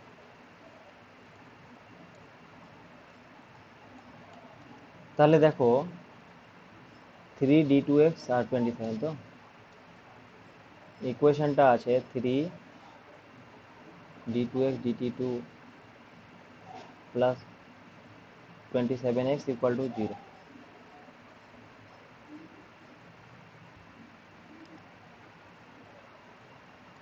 বলছে এখান থেকে টাইম পিরিয়ডটা বের করতে হবে কত হবে। আমরা সলভ করতে যাব নাকি? আমরা দেখো স্ট্যান্ডার্ড ইকুয়েশনটার ফর্মটা কি ছিল, m d two x dt two আর plus k x is equal to 0। তারপরে এখান থেকে আমরা লিখেছিলাম d2x dt2 plus k by omega square ধরেছিলাম, এক্স ইকুয়াল টু 0, মানে omega square is equal to কে/m, রাইট? এর মানে এখানে যে টার্মটা থাকবে সেটা ওমেগা স্কোয়ারের সাথে সমান হবে, এটা মাথায় একটা রাখতে হবে। আর আবার জানি কি omega is equal two 2π/t, এই জিনিসটা জানি, ব্যাস হয়ে গেল। তো এই ফর্মে লিখো, এই কোয়েশ্চেনটাকে এই ফর্মে লিখো।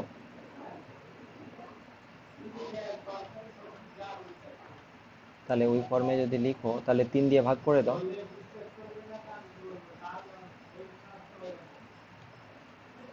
3 দিয়ে ভাগ করলে এটা 9 হয়ে যাবে, কেটে যাবে।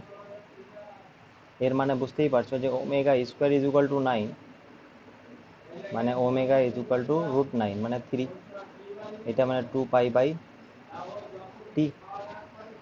তাহলে t ইজ ইকুয়াল টু হলো 2π/3 সেকেন্ড। বোঝা গেছে?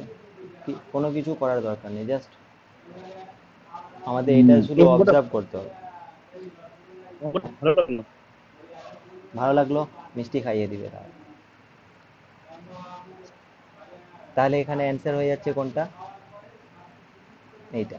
আগে আগে লাগাও, তারপরে মিষ্টি খাওয়া।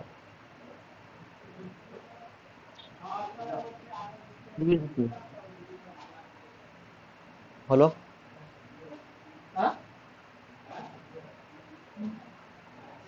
আচ্ছা, কোনো ডাউট নেই না? তারপরে 14 নম্বরটা দাও। তারপর হ্যাঁ বলো।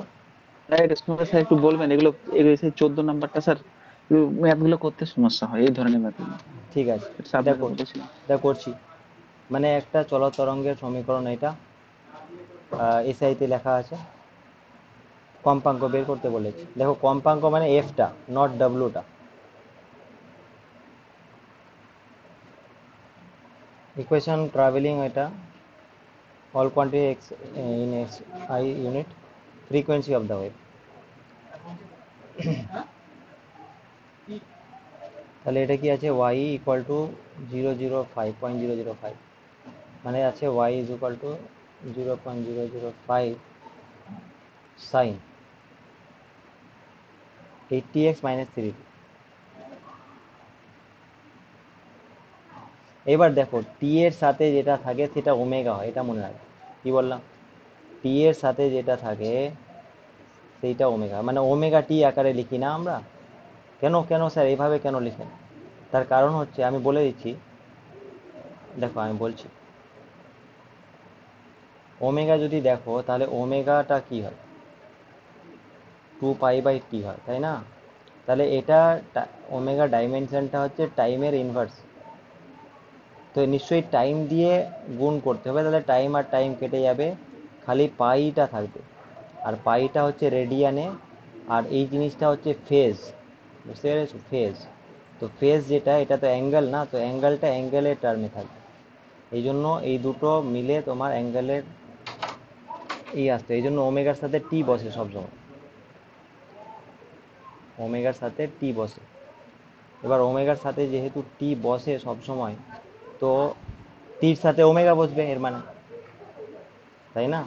ওমেগার সাথে টি বসে মানে টির সাথে ওমেগা বসবে, তাহলে এখানে ওমেগাটা হলো 3, ওমেগাটা হলো 3। ওমেগা যদি 3 হয় তাহলে 2 পাই এফ, ওমেগা মানে 2 পাই/টি, 1/টি মানে এফ, স্মল এফ, তাহলে এফ ইজ ইকুয়াল টু হয়ে গেল 3/2। বোঝা গেছে? আর এইটা কি তাহলে, এইটা, এটা তো অ্যান্সার হয়ে গেল আমাদের। আমি আরো একটু বলছি, 3/2 পাই, 3/2 পাই। এবার ওর যে ডাউট আছে যে এগুলো ওর অসুবিধা হয়ে গেল, তো দেখো এটা তো বোঝা গেছে যে টি এর সাথে ওমেগা বসে, আর এক্স এর সাথে বসে যেটা কে বসে, কে কে আর এক্স বসে। কেন এরকম কেন? কারণ এখানকার ডাইমেনশনটাও কি হতে হবে, ফেজের ডাইমেনশন হতে হবে, মানে অ্যাঙ্গেল হতে হবে। তাহলে দেখো কে মানে কি, কে মানে, দেখো v is equal to omega k হয়, তাহলে কে মানে ভি/ওমেগা, ভি/ওমেগা, ওকে। আর এখানে এক্স হলো, তো ভি মানে কি, ভি মানে হচ্ছে মিটার পার সেকেন্ড, আর ওমেগা মানে 1/সেকেন্ড, 1/সেকেন্ড মানে সেকেন্ড উপরে সেকেন্ড সেকেন্ড কাটলো। হ্যাঁ, উল্টা হয়ে গেল নাকি?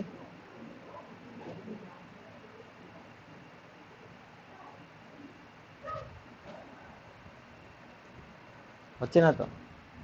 Dimensional analysis, k v equal to omega k না omega by k, k equal two,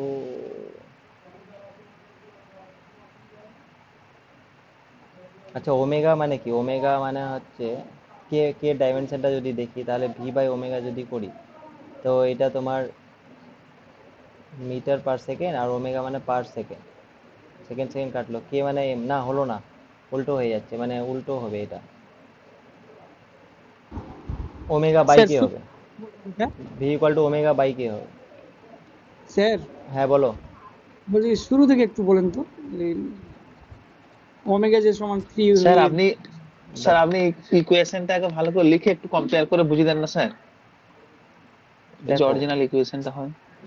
আমাদের যে অরিজিনাল ইকুয়েশনটা হয় y is equal to y0 sine ঠিক আছে, এই এই ফর্মে লিখলে k x minus omega t হবে, ঠিক আছে, sine k x minus omega টি।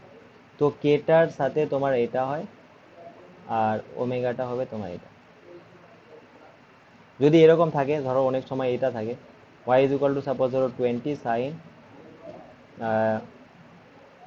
50 টি বা 50 পাই টি প্লাস 30x, তাহলে এইটার মানে হচ্ছে তোমাকে এরকম কম্পেয়ার করতে হবে, সাইন ওমেগা টি প্লাস কে এক্স, মানে লিনিয়ার, মানে এইগুলো সিম্পল হারমোনিকের আমরা সাইন যে কোনো ফর্মে নিতে পারি না, কারণ এগুলো খালি মানে এটা চেঞ্জ হয়ে যাবে, যে ধরো এখানে মাইনাস আছে, তো প্রোপাগেশনটা দেখতে হয় যে প্লাস যদি থাকে, এখানে প্লাস আছে মানে পজিটিভ এক্সের দিকে ও মুভ করছে, কোথাও মাইনাস থাকলে ও নেগেটিভ এক্সের দিকে মুভ করবে, নেগেটিভের দিকে। বাট কোন দিকে ফিজিক্যালি আমাদের না গিয়ে, খালি জাস্ট যেখানে এক্স থাকবে ওর সাথে কে থাকবে এটা মনে রাখো, যেখানে টি থাকবে ওর সাথে ওমেগা থাকবে, তাহলেই হবে। বুঝতে পেরেছো? আহ,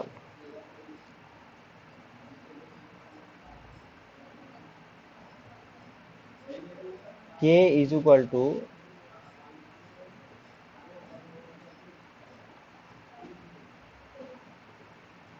omega by v, k equal to omega by v, মানে v is equal to omega by k হবে এর মানে।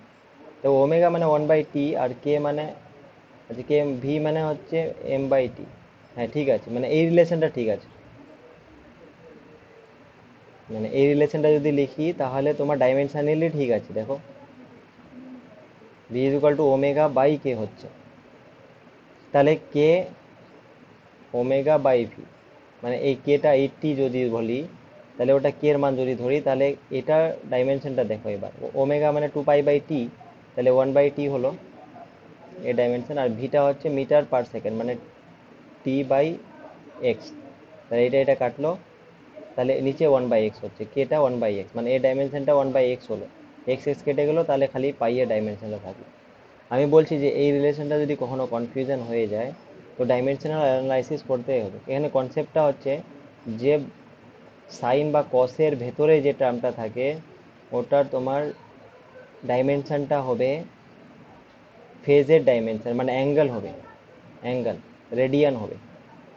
তো সেই হিসেবে তুমি এটা কে হবে, কে আর এক্স হলেই তোমার এটা হচ্ছে, কারণ কে মানে 1/x এর ডাইমেনশন, আর এখানে ওমেগা মানে 1/t এর ডাইমেনশন, তাহলে টি টি কেটে যাবে, এখানে এক্স এক্স কেটে যাবে, খালি 2π, পাই এর ডাইমেনশন থাকবে, মানে রেডিয়ানে থাকবে। তাহলে কনক্লুশন কি? কনক্লুশন হচ্ছে যে তুমি এক্স যেখানে থাকবে সেটা হচ্ছে তুমি কে ধরে নিবে, কেটা, আর যেখানে টি থাকবে সেটাকে ওমেগা ধরে নেবে, এটা হচ্ছে কনক্লুশন এই ধরনের। এবার তোমাকে যদি টাইম পিরিয়ড বের করতে বলে, তাহলে omega is equal two 2π/t করবে, এটা সমান করে দিবে। কম্পাঙ্ক বের করতে বলে তাহলে 2πf করে দিবে।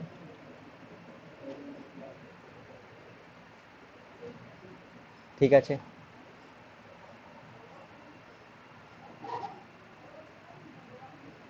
ওকে।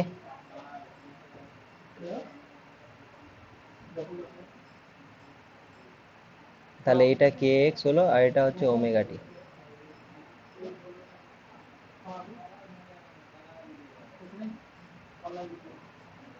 কি আছে না পালিয়েছে তোমার?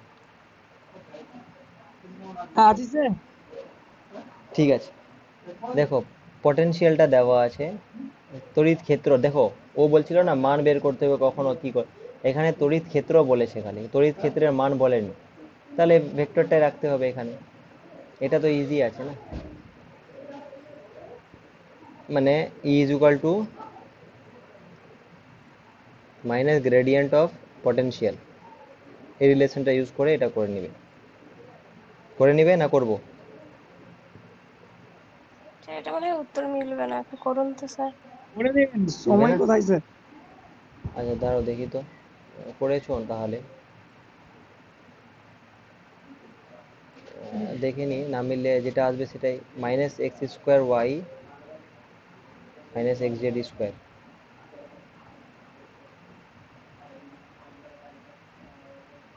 প্লাস 4,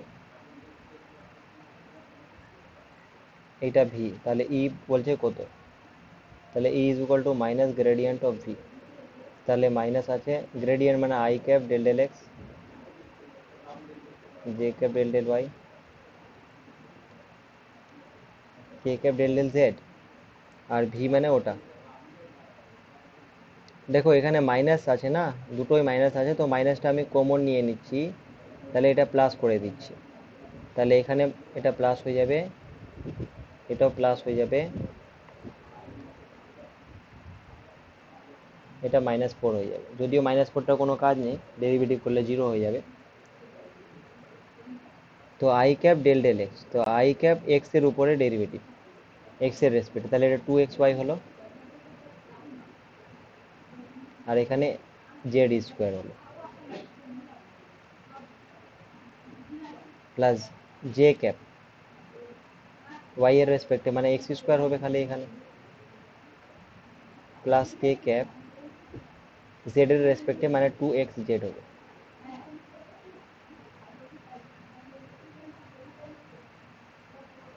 তাহলে কি হচ্ছে 2xy plus Z square I cap plus x square J cap plus 2xz K cap, এটা হবে অ্যান্সার। এরকম আছে কোথাও? 2xy প্লাস জেড কিউব, না, তারপরে x square 3xz square, x square 3xz square, ও তাহলে মিলছে না, তাহলে মিলছে না, তো মিলছে না, যেটা হবে সেটাই হবে। মোস্ট প্রবাবলি আমরা অ্যান্সার টিক করতে হলে এটাকে করব, এটা কাছাকাছি যাচ্ছে, তাই না? এই স্যার মাঝেরটা, ওই পেজটা বের করুন স্যার। স্যার এখানে ডেল ডেল এক্স আছে না, হ্যাঁ তো এখানে ডেরিভেটিভ করব কোন টার্মটা স্যার, এই গোটাটা এক্স স্কয়ার ওয়াই যে এক্স জেড স্কয়ার মাইনাস গোটাটা, নাকি শুধু এক্স স্কয়ার ওয়াই প্রথমটা? এই ডেল মানে হচ্ছে পার্শিয়াল ডেরিভেটিভ, পার্শিয়াল ডেরিভেটিভ মানে যেটা রেসপেক্টে করো সেটাকেই করতে হবে খালি। টোটাল টার্মের সাপেক্ষে x square y x z square minus হ্যাঁ ফোর হ্যাঁ হ্যাঁ টোটালটাই ওখানেই। হ্যাঁ হ্যাঁ পুরোটাই, এখানে আমার পুরোটাই, মিস্টেক ছিল, আমি ভাবছি প্রথমটা দ্বিতীয়টার না সাথে দ্বিতীয়টা। এই পুরোটা একটাই তো, এই পুরোটা, এটা ভেক্টর না তো, এটা স্কেলার। ঠিক আছে স্যার, এটা ঠিক।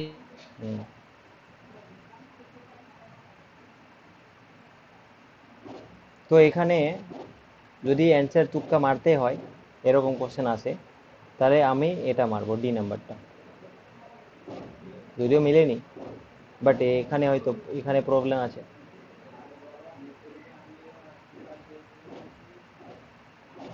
ওকে,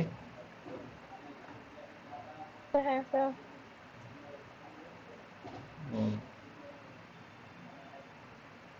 ঠিক আছে, তারপরেরটা দেখো।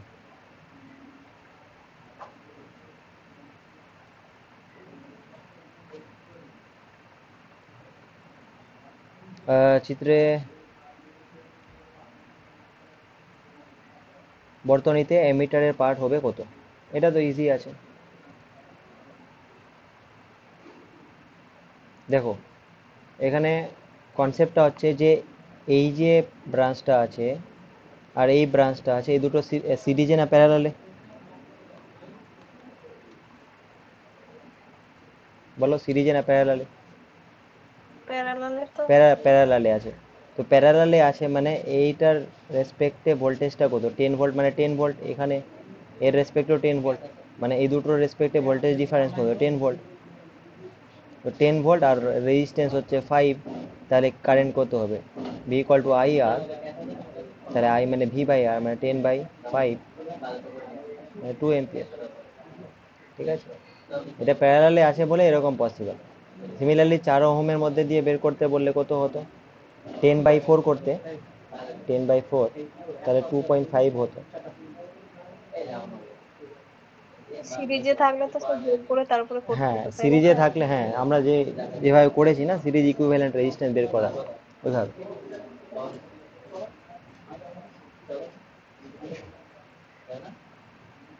তাহলে এটা হয়ে যাচ্ছে 2, আর এটা তো এটা করে দেবে। আচ্ছা, তারপরে বলছে নিচের কোনটি সঠিক, সঠিক কোনটি? which of the following is correct? when an electric current is passed through a metal pair using আচ্ছা, এই কোশ্চেনটা করার আগে আমি একটু বলছিলাম যেটা, যে আমি থার্মো ইলেকট্রিসিটিটা রিক্যাপ করে দিই, তারপরে এই কোশ্চেনটাতে আসছি। ওকে, তাড়াতাড়ি 5 মিনিটে রিক্যাপ করে দিই পুরো চ্যাপ্টারটা, তারপরে এখানে আসছি।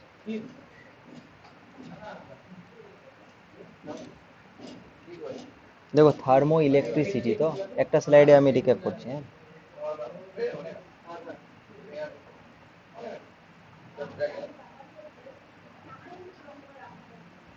থার্মো মানে হচ্ছে টেম্পারেচার, ইলেকট্রিসিটি মানে তড়িৎ, তাই তো? উষ্ণতা তড়িৎ, এর মানে উষ্ণতার পার্থক্যের জন্য যদি তড়িৎ তৈরি হয় তাহলে ওটাকে বলবো থার্মো ইলেকট্রিসিটি।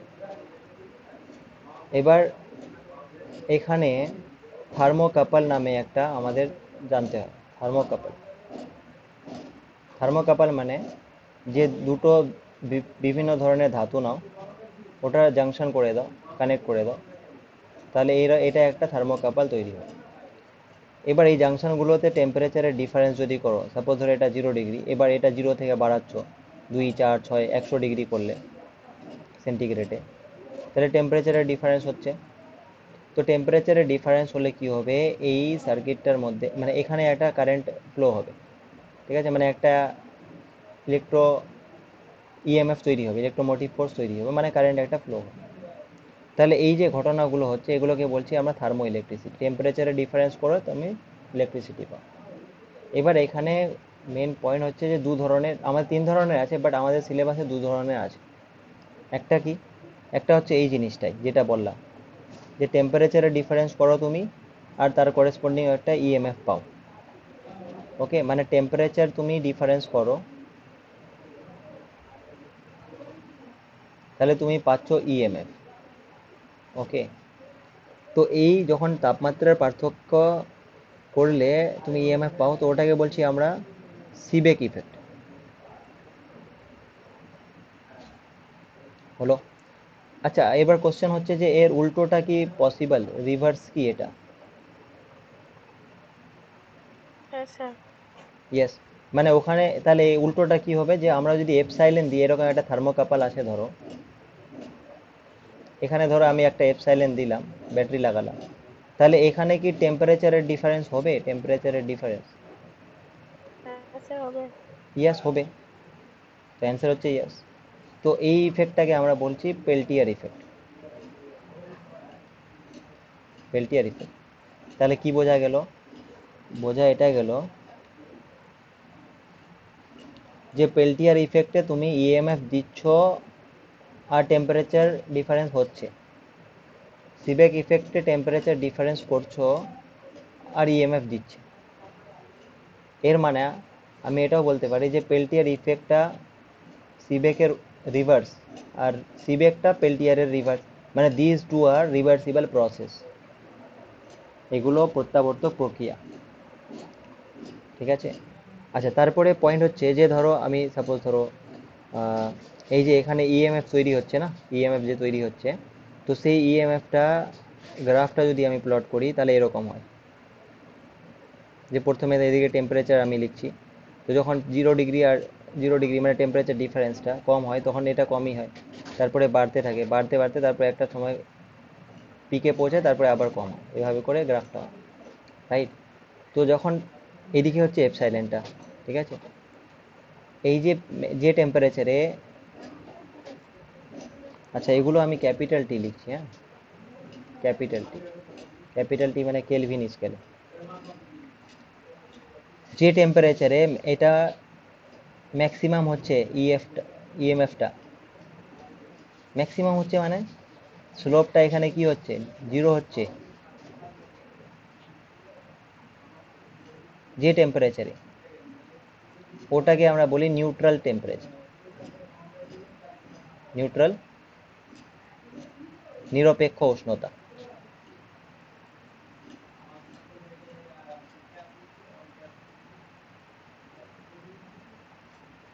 আচ্ছা, তারপরে তো আবার কমছে না, ইএমএফটা কমতে কমতে একটা সময় আসবে যেখানে জিরো হয়ে যাবে।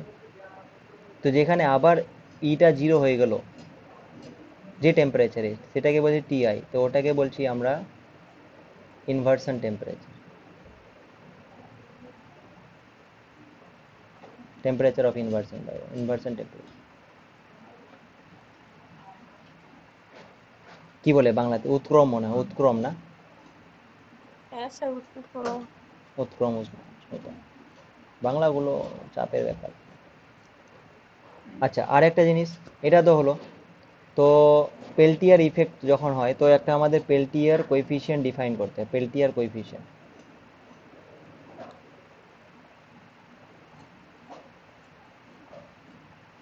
ওটাকে পাই দিয়ে আমরা ডিফাইন করি, আর ওটা কি? ওটা হচ্ছে t times d E by dt, dE by dt, এটা মনে রাখবে। হ্যাঁ, এত ডিটেলসে যাওয়ার দরকার নেই।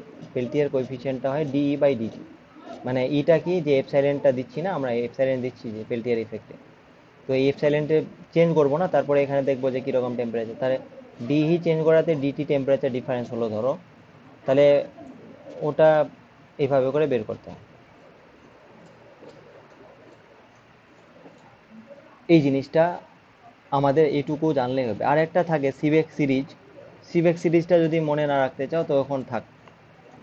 হ্যাঁ, সিবেক সিরিজটা আমরা মেটালগুলো দিয়ে করা হয় না, ওই যে কোন কোন মেটাল কার সাথে কানেক্ট করলে কি কি কত বেশি ইএমএফ তৈরি হবে, তো ওটা আবার মুখস্থ করতে হবে। একটাই আছে বিসমার্ক ট্যাঙ্ক বলে, ওটা সাজাতে হবে স্যার, ওইটা শুধু মনে আছে। হ্যাঁ, ওটাই খালি মনে রাখবে, তাহলে আমার মনে হয় না ওখান থেকে দিবে, কিন্তু দিলে কিছু করার নেই। এনিওয়ে, তো এবার এই কোশ্চেনটা পড়ো, বুঝতে পারবে নিচে কোনটি সঠিক। ব্যাটারির সাহায্যে একটি ধাতু যুগ্মের মধ্য দিয়ে তড়িৎ প্রবাহ ঘটালে, মানে ব্যাটারি লাগিয়েছো, ধাতু যুগ্ম আছে, তড়িৎ প্রবাহ পাঠাচ্ছ, দুই সংযোগস্থলের মধ্যে উষ্ণতার পার্থক্য তৈরি হবে, ডেল্টা টি হবে। তাহলে এটাকে বলছিলাম পেল্টিয়ার, তাই না? ও বলছে কি এটাকে সিবেক বলছে, তাহলে এটাকে ঠিক। তারপরে বলছে ধাতু ধাতু যুগ্মের দুটি সংযোগ স্থলের মধ্যে উষ্ণতার পার্থক্য সৃষ্টি করলে, মানে ডেল্টা টি, এখানে তুমি ডেল্টা টি করেছো, এটা তড়িৎ প্রবাহিত হবে, মানে কারেন্ট ফ্লো হবে, মানে ইএমএফ তৈরি হবে, তো ওটা সিবেক ইফেক্ট বললাম। কিন্তু ও বলছে এটা পেল্টিয়ার, মানে পুরো উল্টা করে দিয়েছে, তাহলে দুটোই ঠিক না। আচ্ছা, পেল্টিয়ার ক্রিয়া একটি প্রত্যাবর্ত, হ্যাঁ এটা তো দেখলাম, সিবেক আর পেল্টিয়ার একে অপরের উল্টো, রিভার্সিবল, তাহলে এটা ঠিক আছে, এটাও হবে না। তাহলে এটার অ্যান্সার হচ্ছে সিটা। ঠিক আছে, Peltier action, Peltier effect is a feedback mechanism, নয় রিভার্সিবল প্রসেস। মানে গুগলকে দিলে এটাই হয়। স্যার এবার গুগলে স্যার অনেক এখানে তো ভুল থাকে স্যার। হ্যাঁ, তো এবার কি করা যাবে, সময় নেই, আবার লোকজন বলছে ইংলিশে দরকার, তো নিজে ট্রাই করা যাবে নাকি? এ তো ঠিক আছে, রিভার্সিবল মেকানিজম হবে, বাকিগুলো হবে না।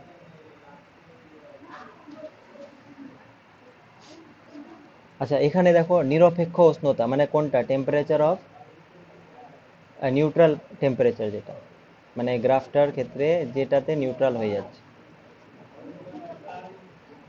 টি জিরোটা, যেটা ডিটা জিরো, তাহলে নিরপেক্ষ উষ্ণতায় উষ্ণতার সাপেক্ষে তাপযুগ্মের তড়িৎচালক বলের বৃদ্ধির হার, মানে ডিই ডিটিটা, উষ্ণতার সাপেক্ষে তড়িৎচালক বলের বৃদ্ধি না, তাহলে নিরপেক্ষ টেম্পারেচার টি জিরোতে কত হয় ওটা? ওটা শূন্য হয় হবে। শূন্য হয়, তাই না? এই তো দেখালাম, এখানে এই হ্যাঁ স্যার। পিক পয়েন্টে এটা জিরো হয়, স্লোপটা জিরো হয়ে যায়। স্লোপটা মানে rate of change of this EMF with respect to temperature, তাহলে এটা জিরো হয়ে যাচ্ছে।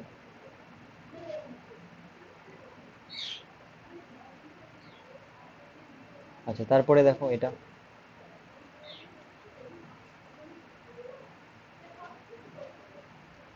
10 এম্পিয়ার তড়িৎবাহী একটি ঋজু তারকে, ঋজু মানে সোজা, একটি সুষম চৌম্বক ক্ষেত্রের অভিলম্বে স্থাপন করা আছে।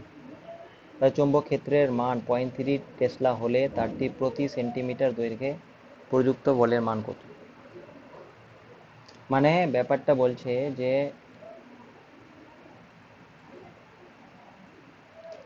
a straight wire carrying current of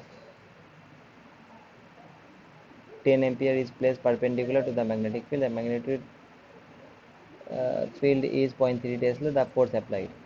মানে ধরো এদিকে ম্যাগনেটিক ফিল্ডটা আছে আর তারটা আছে এর পারপেন্ডিকুলার বলছে, পারপেন্ডিকুলার মানে তারটা তাহলে এর পারপেন্ডিকুলার হচ্ছে এইদিকে, এটা তার। আর এ কি করছে, কারেন্ট ফ্লো মানে কারেন্ট বহন করছে 10 এম্পিয়ার, হ্যাঁ 10 এম্পিয়ার কারেন্ট যাচ্ছে ওর মধ্যে দিয়ে।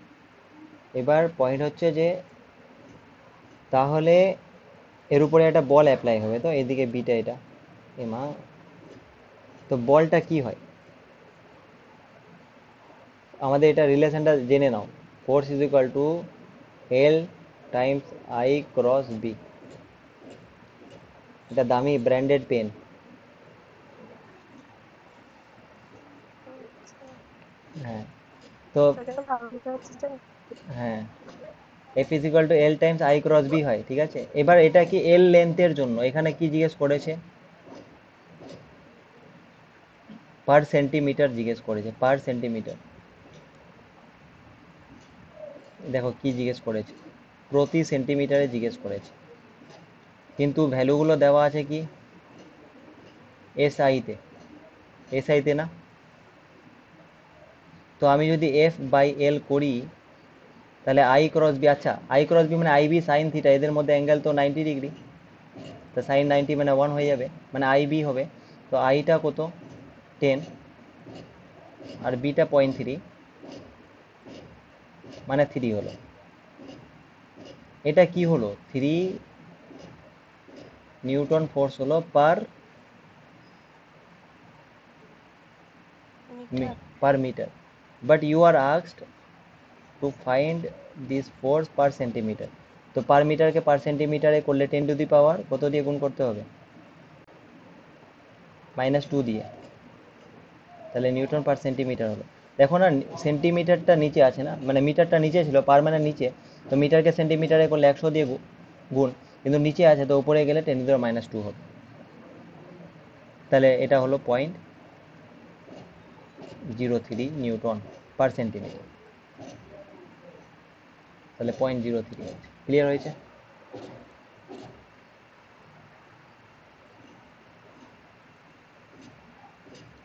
তাহলে এটা কোনটা হচ্ছে, এইটা হচ্ছে। পেনটা ভালো না, চেঞ্জ করে দিই, এইটা। আচ্ছা তারপরে কোশ্চেনটা স্ট্রেট ফরওয়ার্ড আছে, নিচের কোন পদার্থের চৌম্বক প্রবণতা মানে সাসসেপ্টিবিলিটিটা কাইটা উষ্ণতার সঙ্গে ব্যস্তানুপাতে স্যার পরিণত, আগের বলো। হ্যাঁ বলো, আগের পেজটা আরেকবার দেখান, শেষটা শেষটা আগের পেজ যেটা করলেন। দেখো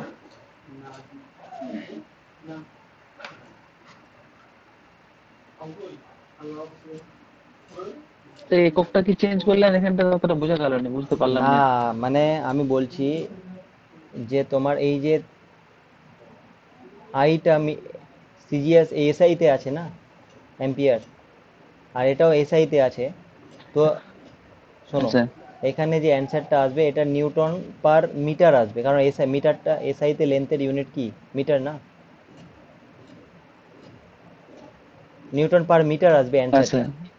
তো তোমার সেন্টিমিটার আছে বলে আপনি করেছেন, তাই তো? কোশ্চেনে ঠিক চেয়েছে আছে। সেন্টিমিটারে, তো ওটাই কনভার্ট করেছি, ঠিক আছে। এই জন্য কোশ্চেনটা ভালো করে পড়াটাও আচ্ছা ইম্পর্টেন্ট। হ্যাঁ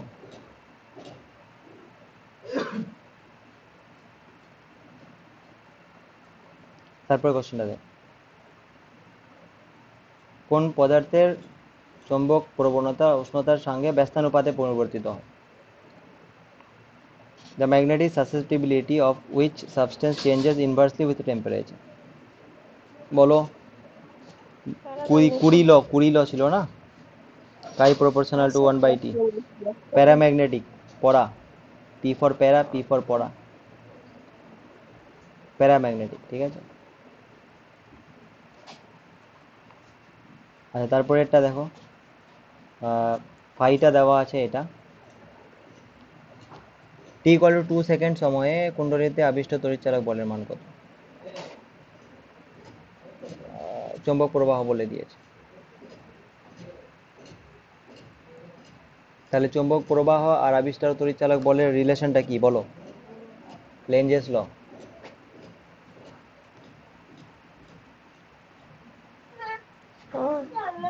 এটা না,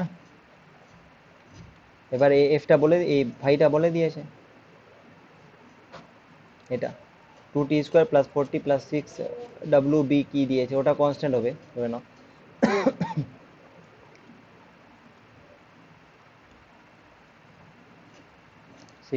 2t² 40,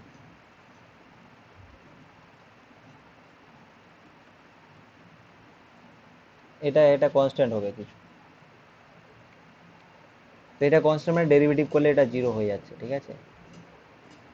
আর এটা ডেরিভেটিভ করলে তোমার হয়ে যাবে -4t + 4। আচ্ছা আমি যদি এটা তো স্যার মাইনাসটা, ওটা হ্যাঁ বলো।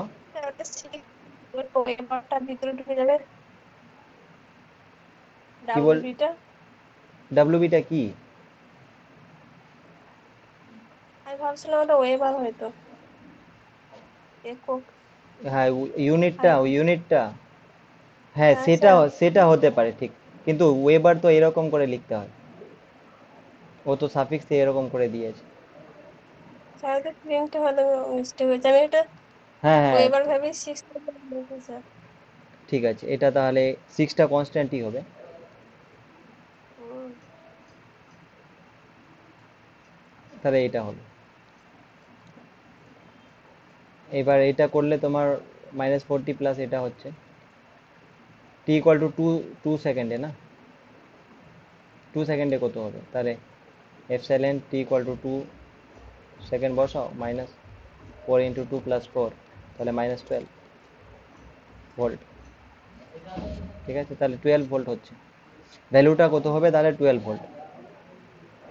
মাইনাসটা তো মানে ও ডাইরেকশনটাকে দেখাচ্ছে, হ্যাঁ।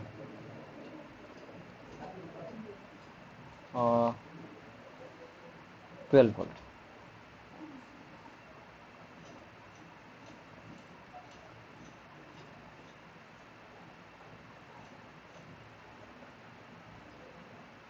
আচ্ছা এখানে দেখো, I is equal to I0 sine omega t ফর্মে আছে, আই এম্পিয়ার এককে, টি সেকেন্ডে IRMS কত হয়, তাহলে IRMS কত হয়,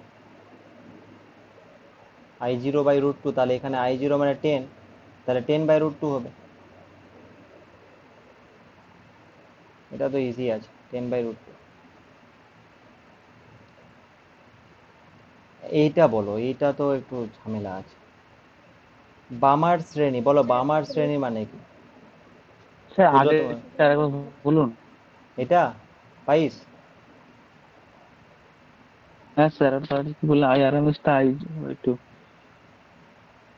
মানে I is equal to I0 sine omega t যদি হয় একটা কারেন্টের এক্সপ্রেশন, তো IRMS যদি বের করো কত হয়, IRMS মানে এই ক্যালকুলেশনটা, I0/2 স্যার। I0/2 না, I0/√2 হয়, আই এভারে, হ্যাঁ I0/√2 হয় না, হ্যাঁ স্যার রুটি হ্যাঁ হয়। স্যার। √2 হয়, তো ওটাই বলছি। তো এখানে RMS বের করতে বলছি, তাহলে 10, I0টা হচ্ছে 10, তাহলে 10/√2 হবে অ্যান্সার,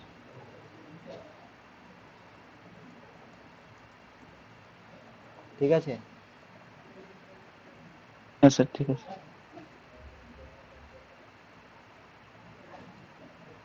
আচ্ছা তারপরে দেখো, বামার শ্রেণী মানে কোন শ্রেণী বলো, কত নম্বরে আসো? দ্বিতীয় ছেলে 2 নম্বরে। ইমা 2 নম্বরে আছে তাই না, আমরা এগুলো ওদিনকে বলেছিলাম না, 1 নম্বরে আসলে লাইম্যান, তারপরে বামার, প্যাশন, এইভাবে করে চলতে থাকে। তো 1 নাম্বার মানে ফাইনালটা হচ্ছে এখানে 2 এন ফাইনালটা।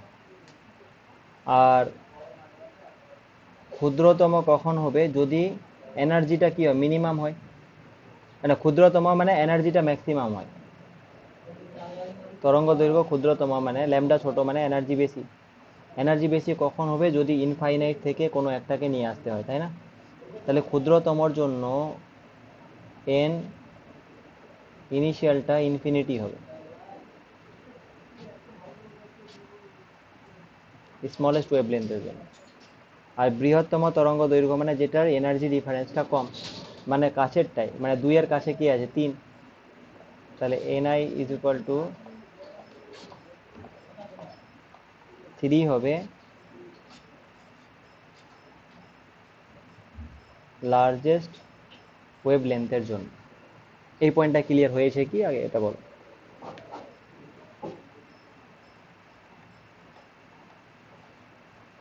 হ্যাঁ, বুঝতে পেরেছি এটা।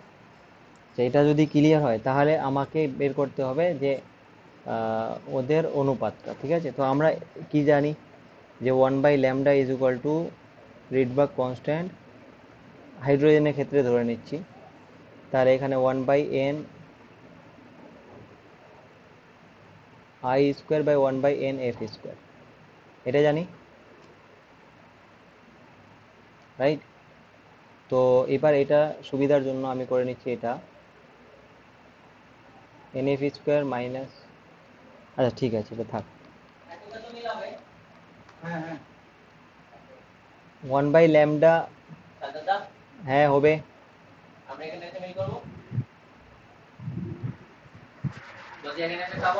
হ্যাঁ খাবো তো। 1/λ মিনিমাম বাই 1/λ ম্যাক্সিমাম। তো 1/λ মিনিমাম যদি করো তাহলে আরটা আর থাক, 1/ni স্কোয়ার, যেটা এটা তো সবসময় 2ই হবে, তাই না? আর এখানে 1/2 স্কোয়ারই হবে। এখানে হবে এটা তোমার এন এফটা, মানে যখন মিনিমাম করছি তো ওটা এন এফটা ইনফিনিটি, অর্থাৎ 1/∞ মানে 0। আর ম্যাক্সিমার ক্ষেত্রে তখন এটা 1/3 স্কোয়ার। তো এইটা কত হচ্ছে, r/4 হচ্ছে, তাই তো? এটা হচ্ছে r/4। আর এটা যদি করো এটা হচ্ছে আর 3 স্কোয়ার মাইনাস 2 স্কোয়ার মানে কত, 5। উপরে হচ্ছে 5 আর নিচে হচ্ছে 9 5 যা 3 3 যা 9 আর 2 2 যা 4, 9 4 যা 36 মনে হয় এলসিএম, মানে এই জিনিসটা করলে সিম্পলিফিকেশন। এবার আমাকে তাহলে এটা ল্যামডা মিন কত হচ্ছে, ল্যামডা মিন 4/r। আর ল্যামডা ম্যাক্স কত হচ্ছে, ল্যামডা ম্যাক্স হচ্ছে 36/5r, কিন্তু ওটা নিচে করলে 5r/36ই হচ্ছে। আর আর কাটো, 4 দিয়ে কাটো, তাহলে 5/9। Lambda min by lambda max হচ্ছে 5/9। ক্যালকুলেশনটা নিজের হাতে একবার করবে। তাহলে এরকম তোমার বামার না দিয়ে লাইমানও দিতে পারে, প্যাশনও দিতে পারে, কনসেপ্ট একই রকম। কোশ্চেনটা বুঝো, তাহলে যাতে এই ধরনের কোশ্চেন তুমি করতে পারো, অন্য কোশ্চেন। ঠিক আছে?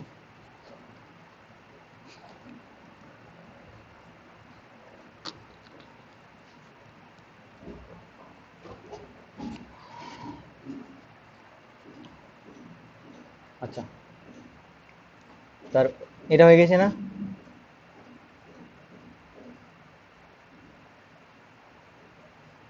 ফাইভ ইস টু 9 হচ্ছে।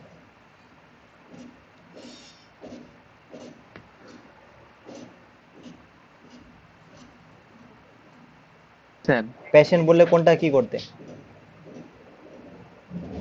স্যার এন 3 হবে এফটা, আর বাকি 4 হবে আর ইনফিনিটি হবে।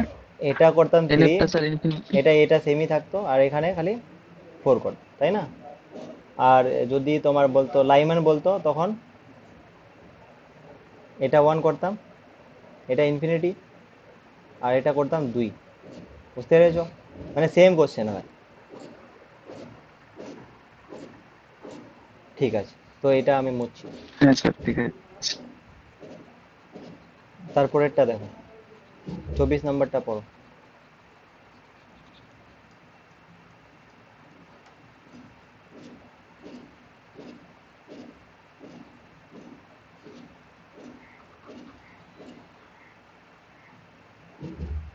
আজকে লাস্ট ক্লাস আমাদের, 3টা থেকে ক্লাস রেখেছি আজকে, আরও তাও এটা দেখো। হাইড্রোজেন পরমাণুর হোমো স্তরের ইলেকট্রনকে গ্রাউন্ড স্টেট উত্তেজিত শক্তি স্তরে, প্রথম উত্তেজিত শক্তি স্তরে উন্নীত করার জন্য কত শক্তি দিতে হবে? The energy required to raise the ground state electron of a hydrogen atom to the first excited state level, তাহলে কত হবে? দেখো, এটা হাইড্রোজেন অ্যাটম আছে, এটা নিয়ে ওর নিউক্লিয়াসটা, তো ওর তো একটাই ইলেকট্রন, তো এখানে যদি থাকে তাহলে ওর যে এনার্জিটা হয় ওটা তোমরা জানো কত হয়, -13.6 ইলেকট্রন ভোল্ট, রাইট? এবার বলছে তোমাকে এনার্জি দিতে হবে বাইরে থেকে, যাতে এটা ফার্স্ট এক্সাইটেড স্টেটে, মানে n ইকুয়াল টু 1 ছিল, নর্মালি 1এই থাকে, ফার্স্ট এক্সাইটেড স্টেট মানে n ইকুয়াল টু 2তে যাতে যায়, তো তার জন্য কত এনার্জি দিতে হবে? তো এই E0 যেটা, ওটা তো E1 বলতে পারি ফার্স্ট, মানে n যখন এখানে আছে সেটা। তো ধরো, আচ্ছা E2 এর এনার্জিটা বের করি আগে, কত E2 এর এনার্জিটা কত হয়? ফর্মুলাটা কি ছিল? যে E0 বা E1 by n square, E1 by n square ছিল।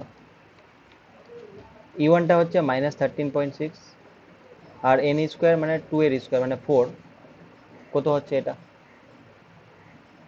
4 দিয়ে 12, 1 16, 4 চোখ 16, -3.4।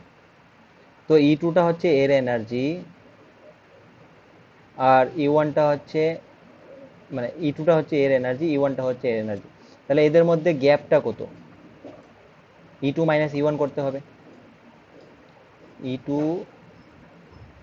মাইনাস E1 করতে হবে গ্যাপটা বের করার জন্য। তাহলে E2 -3.4 মাইনাস E1টা কত? -13.6, তো এটা মাইনাস মাইনাসে হয়ে গেল প্লাস, তো এটা কত হলো? 10.2 হলো না? 10.2 ইলেকট্রন ভোল্ট, এর মানে 10.2 ইলেকট্রন ভোল্ট তোমাকে সাপ্লাই করতে হবে যাতে এই ইলেকট্রনটা এখানে আসে, সেরেছো? 10.2 plus 10.2।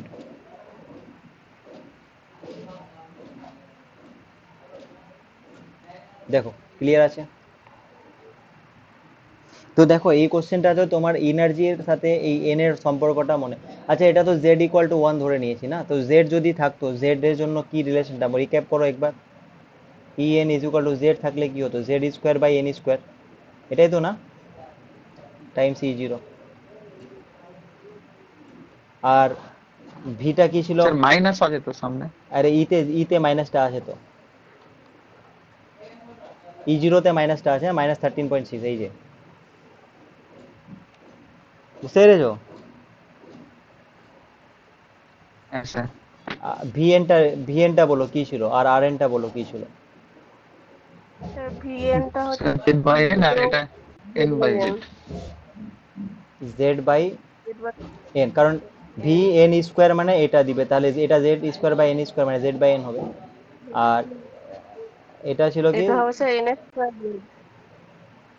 N square by Z. N square by Z, তাই না?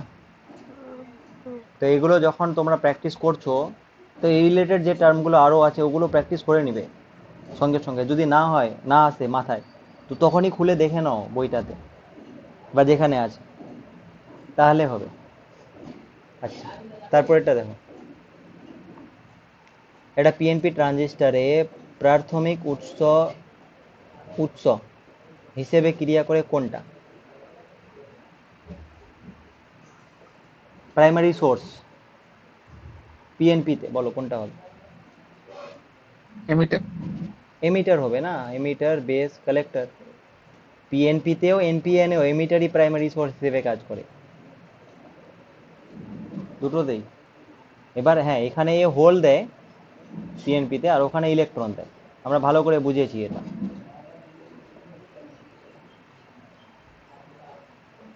আচ্ছা, তারপরে এটা তো আমরা করেছিলাম না। দেখো, এটা ডায়োড আছে, তো ডায়োডটা ফরওয়ার্ড বায়াসে কন্ডাক্ট করে আর রিভার্স বায়াসে করে না। তো এখানে দেখো, এই পোর্শনটা, এখান থেকে এই পোর্শনটা, এটা তো নেগেটিভে আছে। তো এখানে এটা পি টাইপ, এটা এন টাইপ। তো এন টাইপ পি টাইপে নেগেটিভ যখন থাকবে, তো এটা রিভার্স বায়াসে আছে, তো তখন আউটপুটে কিছু পাবো না। মানে -5 থেকে এই অবধি কিছু পাবোই না, আউটপুটে জিরো পাবো। তাহলে -5 থেকে জিরো, না এই অবধি। তারপরে যখন 0 থেকে +5 হবে, তখন আমি আউটপুটে পাবো +5। ঠিক আছে, মানে 0 হবে, তারপরে +5 হবে, তারপরে যখন আবার নেগেটিভে চলে গেলো, তো আবার রিভার্স বায়াস, তো তখন আবার 0 পাবো, মানে 0 5, এরকম আমরা প্যাটার্নটা পাবো। তো এটা তো 0 10 আছে, এটা তো হবেই না। এটা 0 5 আছে, এটাই হবে। এখানে -10 কি পাবো না, এটাও হবে না।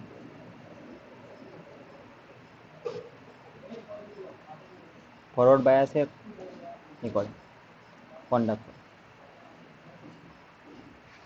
একটি বিস্তার মডিউলেশনের ক্ষেত্রে মডিউলেটিং সিগন্যালের বিস্তার বাহক সিগন্যালের বিস্তার অর্ধেক হয়। মডিউলেশন ইন্ডেক্স এম এর মানটা কত? In a spread modulation, amplitude modulation, মানে একে দিলে এটাই করবে। The amplitude of the modulating signal is half the amplitude of the carrier signal. The value of the modulation index is, দেখো অ্যাম্প্লিটিউড গুলো বলে দিয়েছে না তোমার।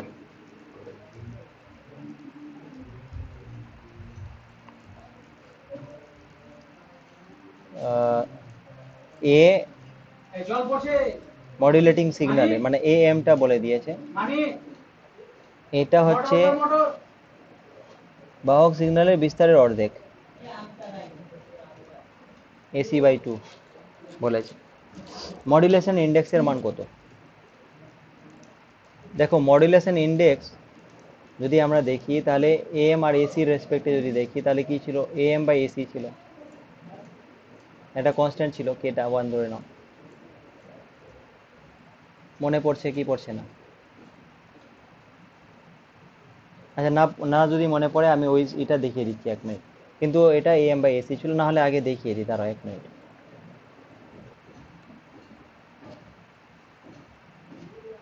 ওকে, তো upper side band frequency, lower side band frequency, আর একটা কেরিয়ারও থাকে ওখানে। এদের মধ্যে ডিফারেন্সটা নিলে তুমি ব্যান্ডউইথ পেয়ে যাও। ওটা 2 টাইমস FM হয়, মডুলেটিং সিগন্যাল হয়। তারপরে দেখেছিলাম যে এখান থেকে আমরা বের করেছিলাম যে মডুলেশন ইন্ডেক্সটা AM/AC হয়, আর না হলে AMax - Amin /Amax + Amin, এটা হয়।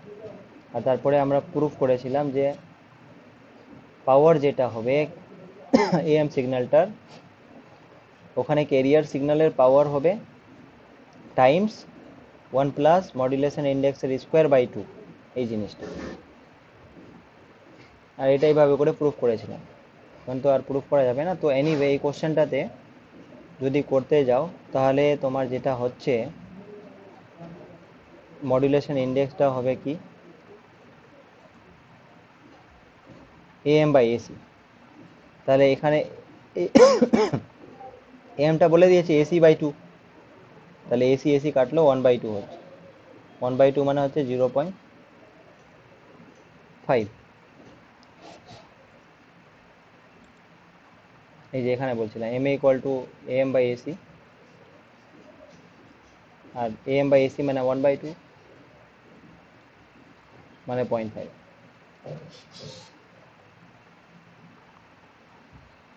তাহলে এটা হবে অ্যান্সার 0.5। ঠিক আছে, এবার শোনো, তোমরা কিছু খাবার হলে খেয়ে নাও 5 মিনিট, তারপরে আবার আজকে শুক্রবার আছে, তো কি করবে?